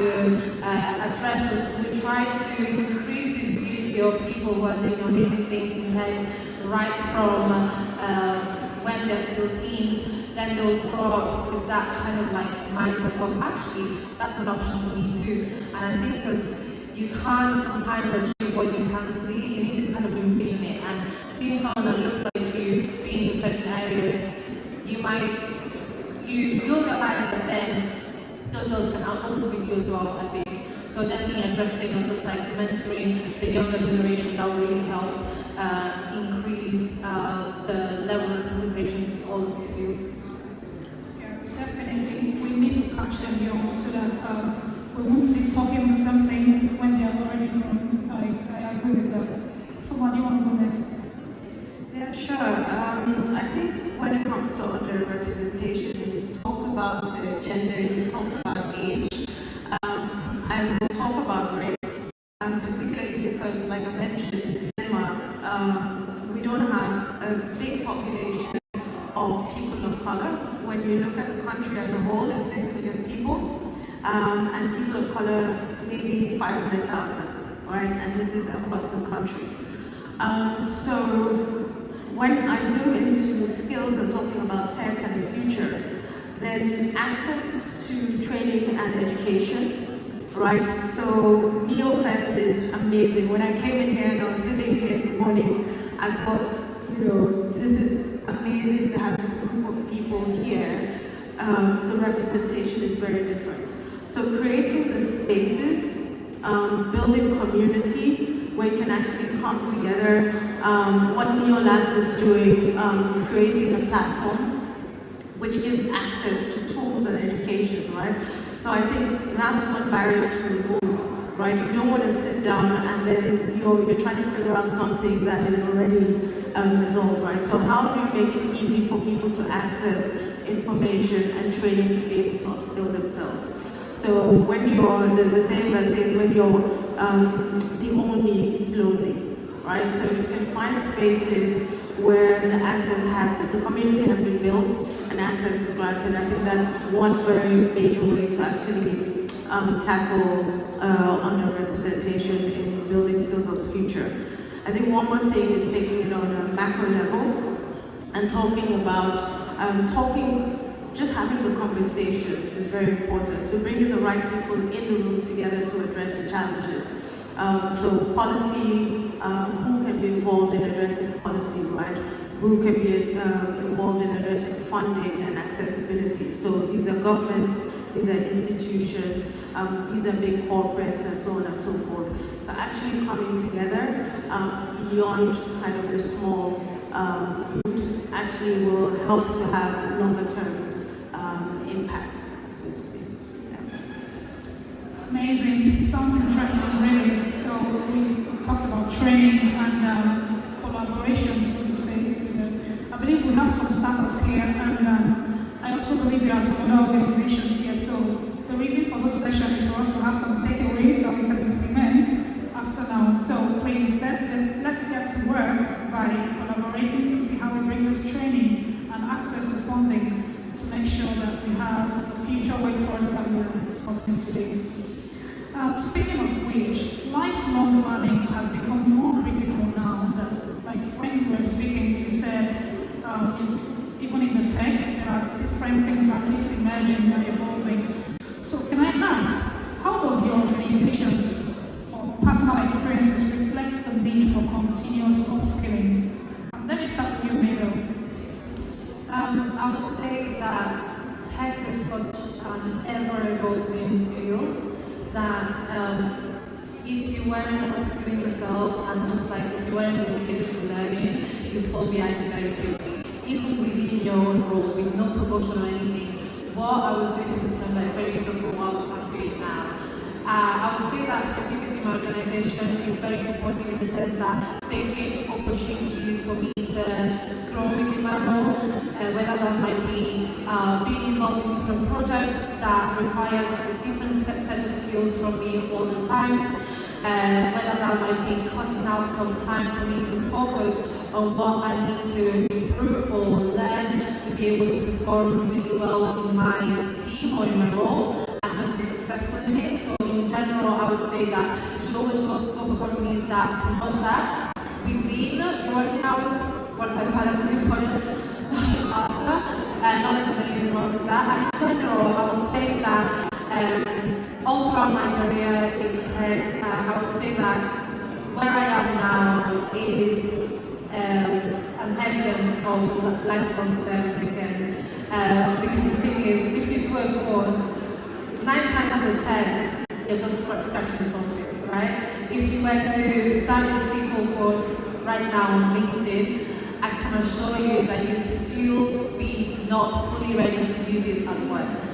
So I think with lifelong learning, just make sure that you are into it. I think you were saying when you pick a role, make sure that you're into what you're doing because there will be a lot of learning, but also be comfortable with it because nobody knows everything. And just every day of my work is just a constant reminder of that. But again, just be comfortable with learning. Don't be afraid to ask questions because that's part of the learning process. And make sure that you're around people that encourage and promote that learning and not just stunt your growth for the sake of keeping you put in one role or one company. Amazing. Thank you so much. I like that when you said on evidence, your fear and evidence of lifelong learning. Ray, do you want to go next, please? Yes, well, I totally agree with what you said. I think lifelong learning is inherent to the technology industry, as what you learn today and what you do today in your job you won't be doing in 10 years, like, definitely. So, of course, you keep on learning within your technical skill, you keep on learning as new technologies emerge. And for me, for the past 3.5 years, being a founder of our community, we've come across so many companies that encourage it in different ways. So I would like to highlight maybe some ways that I've seen it done. We've seen companies who, for example, have learning paths like based out for their employees where they can like say, okay, this year I am going to get this certificate, I want to learn this. They get their budget, they get their time to do so.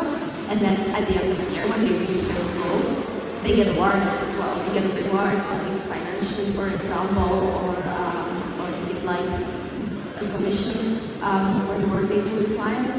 And then there's people who just do that by themselves, like intrinsically, because I think working in technology, that's something you have inside you, this mindset. Amazing. I agree. Even in your role, there's that space to keep upskilling women. Ifoma, could you please touch a little on the rise of social learning and the place of community? When you were speaking, you said something around community. And when Niyo spoke, she said it's important that you also learn with people that share the same passion with you. And I think that's very important because if you're not there intentionally to build a community, you can go online and take online courses. So could you please talk a little on that when it comes to lifelong learning and adaptability? Thank you. So I think one thing about learning in communities and what I mean by social learning. Social learning is, whether you're learning in communities which are very large, a big number like what we have today, or it could even be as small as 2-3 people, right?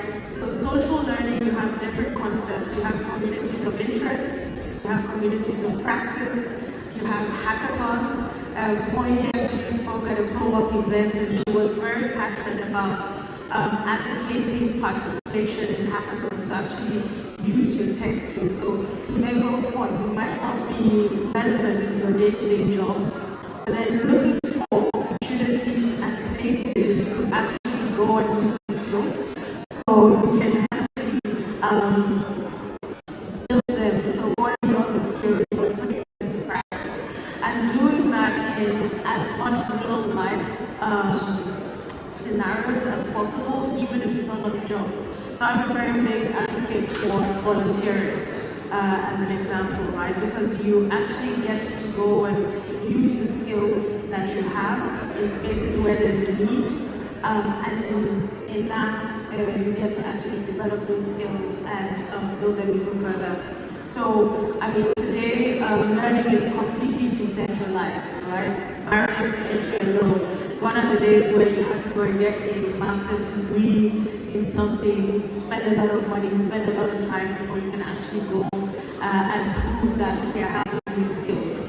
And when you're married, storytelling, right? When you're able to actually prove that I have these skills and I've deployed them in these ways, even if it's outside of my job, then you can actually then go back to your employer and say, hey. So for example, I'm very open in my office about what I do outside of work.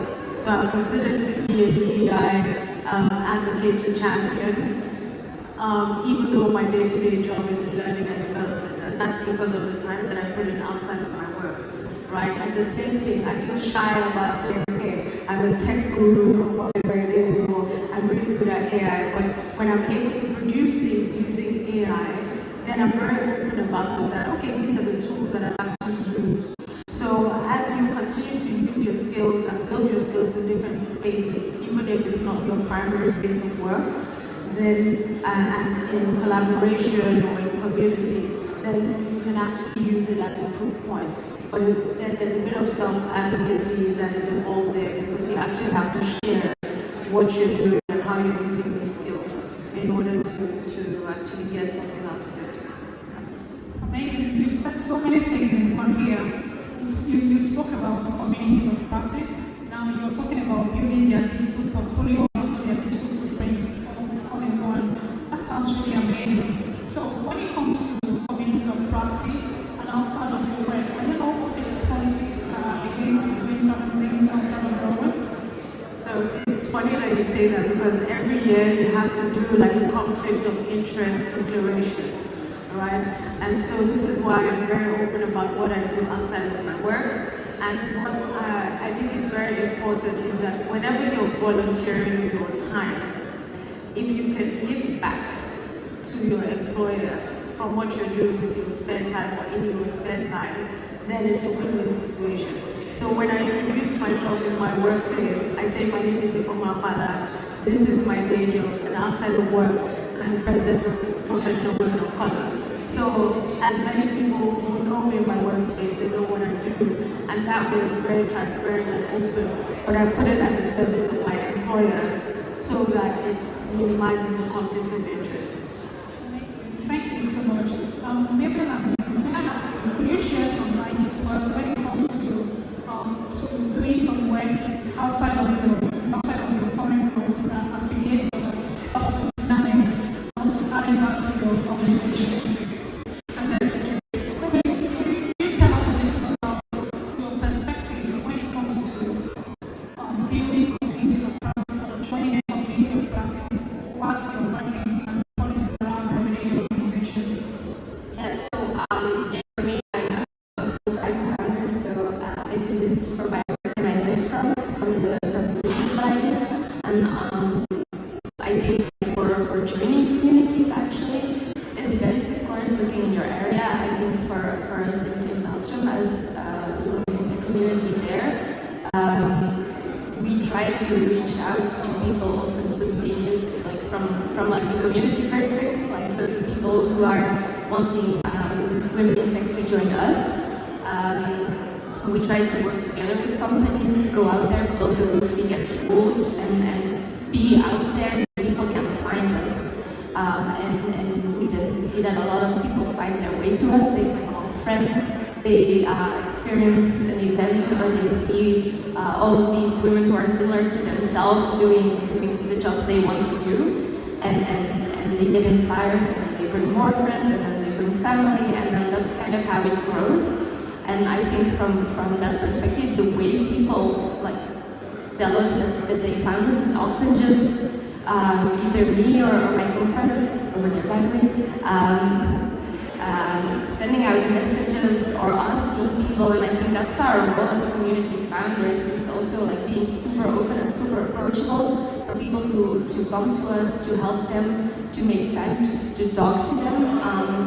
And people find us through so many different channels, and there's so many communities alike. Like we focus on women in tech. There's also a women for cyber community or specialized in cybersecurity, the women in data community, and we try to join forces also, so their communities and the people there can find us and vice versa. So this collaboration also kind of helps it grow. So just like reach out, talk to people, and find out what's out there.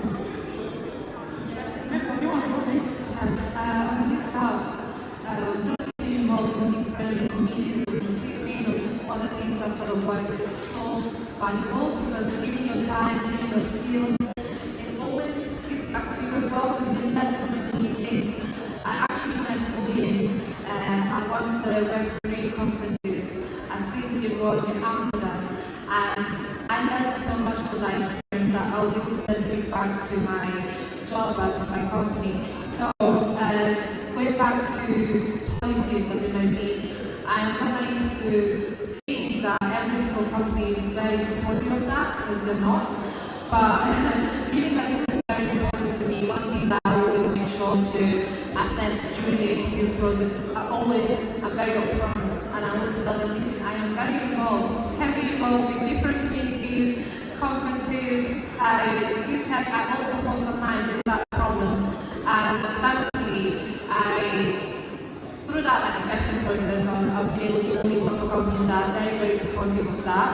I believe that vice probably would know that me teaching coding after work or me going to a tech conference, it just adds to them because me learning and growing in my skills and growing as a analyst, growing as a coding instructor only means that I'll have a bigger baggage to bring to my role, to my everyday role. So that's how I kind of navigate the fact that not every company has the same policy, but again, during the interview process, I'm very upfront and I make sure that they are with me as well. And I wouldn't say the company that does not support what I do.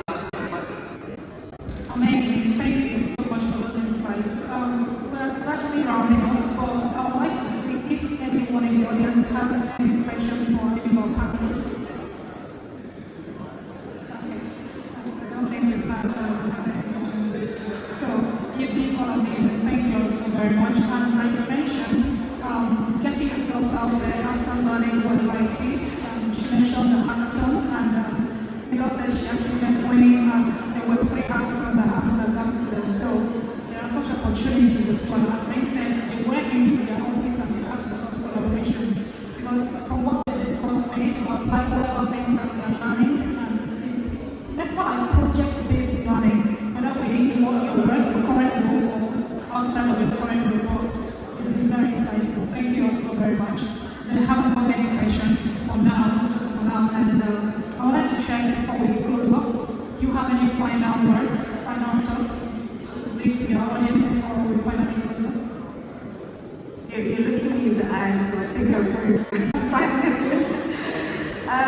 final words, and I think when it comes to skills, like we talked about and how it started, it's definitely both looking at hard skills and soft skills, so not leaving the soft skills behind, because as we go more and more into tech, then where's the value add for us as human beings? I think it is when it comes to what can we add as human beings, and that has to do with communication, relationship building, just being able to collaborate, empathize, and work together effectively. So soft skills are critical, and as Chinaza just mentioned, I think the networking piece, not leaving that behind, because you can have all the skills in the world, and if you don't make the right connections, then you minimize the impact that you can make. So whether it's that connecting as one-on-one or connecting as part of a community, then I think that makes all the world of difference when it comes to the skills that you build. Yeah. Amazing, great, please go next.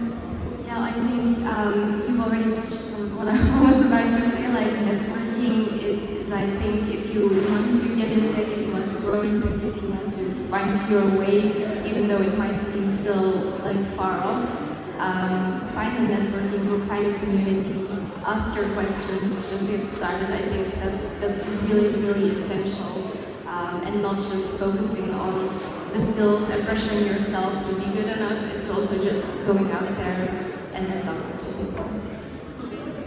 I would say get comfortable with being uncomfortable. The reason I say this is because when I started my journey in tech, I thought that everybody else just knew everything. I thought that the senior at my job or the lead, the analyst just knew everything. They don't. They just know what they know and they know what they don't know.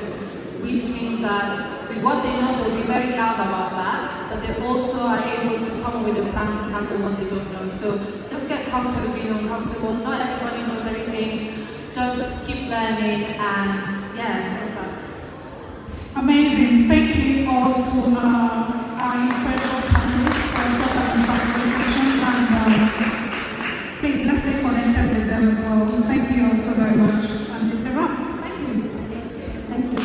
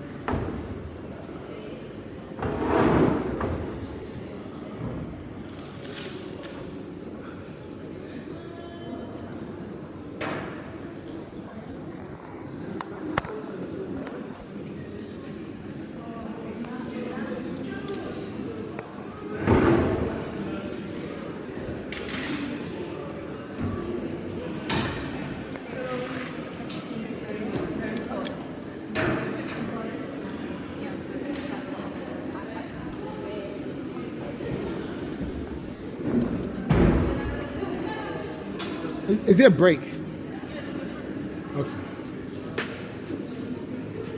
Oh, she said the running on later. No, another girl said the running on. She eardropped it to me.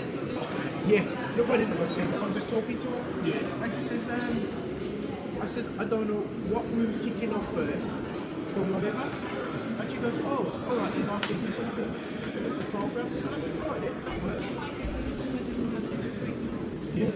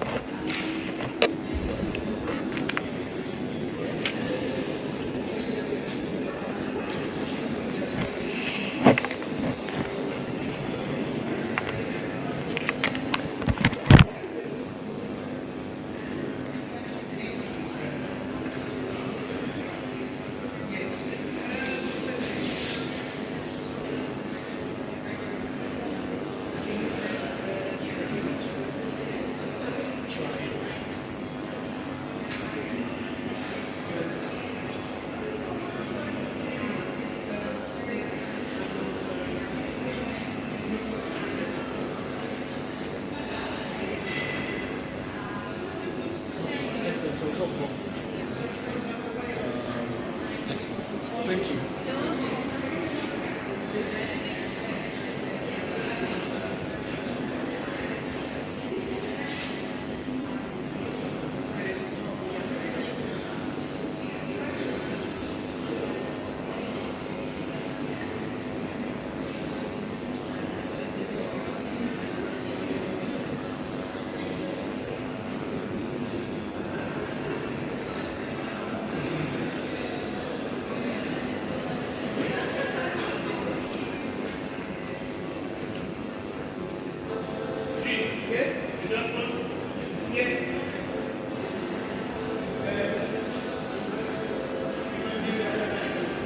In a world where opportunity is limited, barriers often stand in the way of those with the most potential.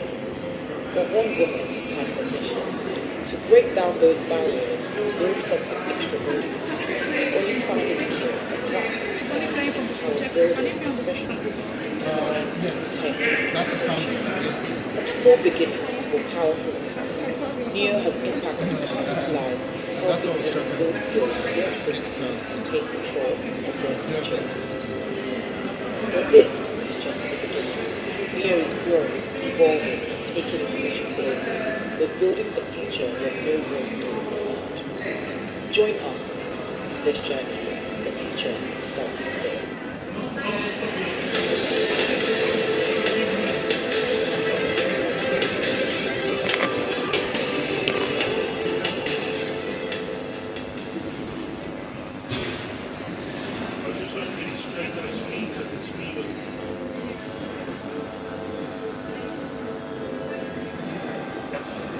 In a world where opportunity is limited, barriers often stand in the way of those with the most potential. But one woman had a vision to break down those barriers and build something extraordinary. Only founded Niyo, a platform designed to empower builders.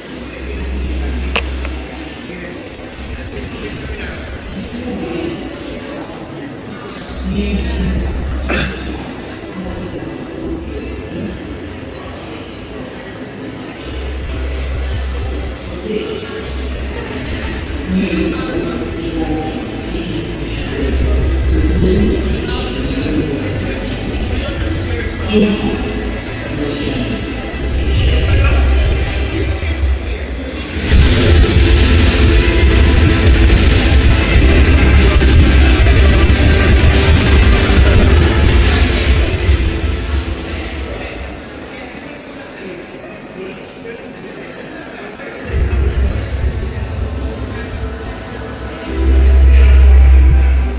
In a world where opportunity is limited, barriers often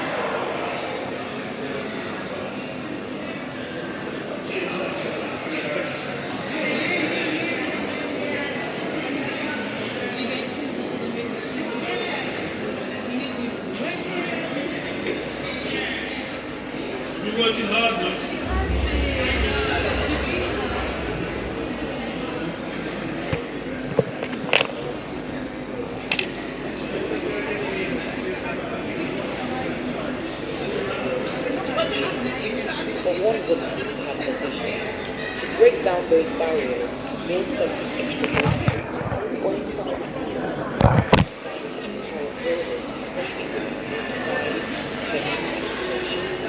From small beginnings to a powerful movement, Niyo has impacted countless lives, helping women build skills, launch businesses, and take control of their futures.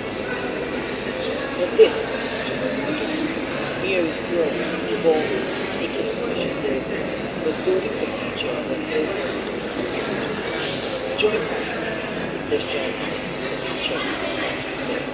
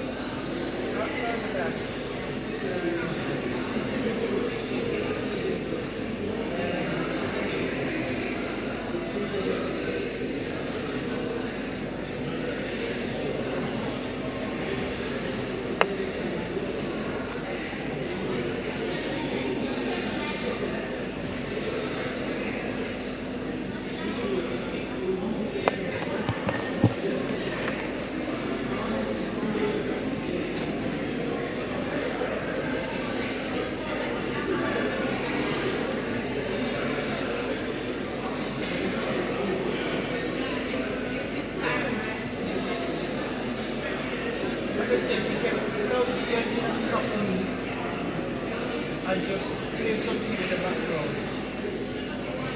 Very lonely.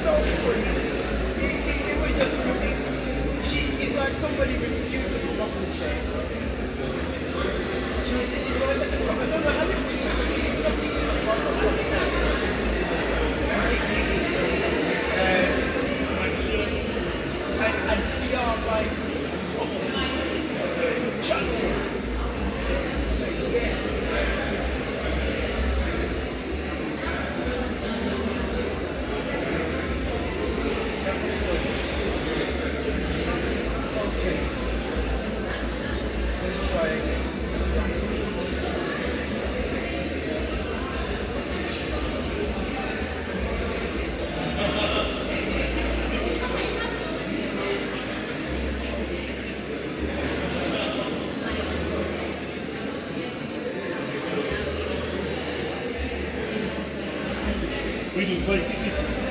No? We got some tickets. Yeah, but they sent me a link. But I just can't.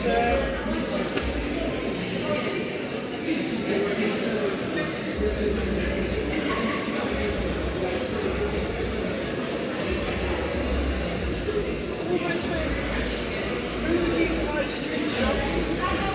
This stuff don't go to boots and super shops. I'm being complimented. She says, if you put it at the bottom and you want it higher, you have to pay for that. If you want the next product on the island, you have to pay for that. Feel that, right? Like, you know, when you put the little clothes on this or that, then you want to pay it in all that shit. She would get over there. She would get up himself. Come in here, listen to you. I'm going to see you. This is why you're talking common sense, talking intellectual. They should have said, so how do you feel like having your products in who really was it?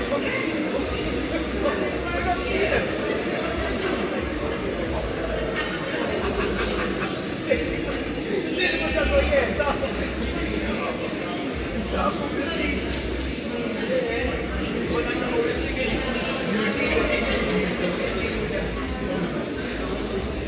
Certain extent, you're probably right. And the sale is a sale. For real? Is this not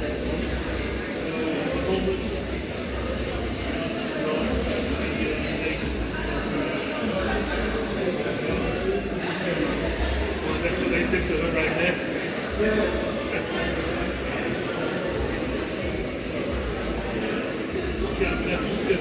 For real? I think she works for the tech company that WhatsApp company.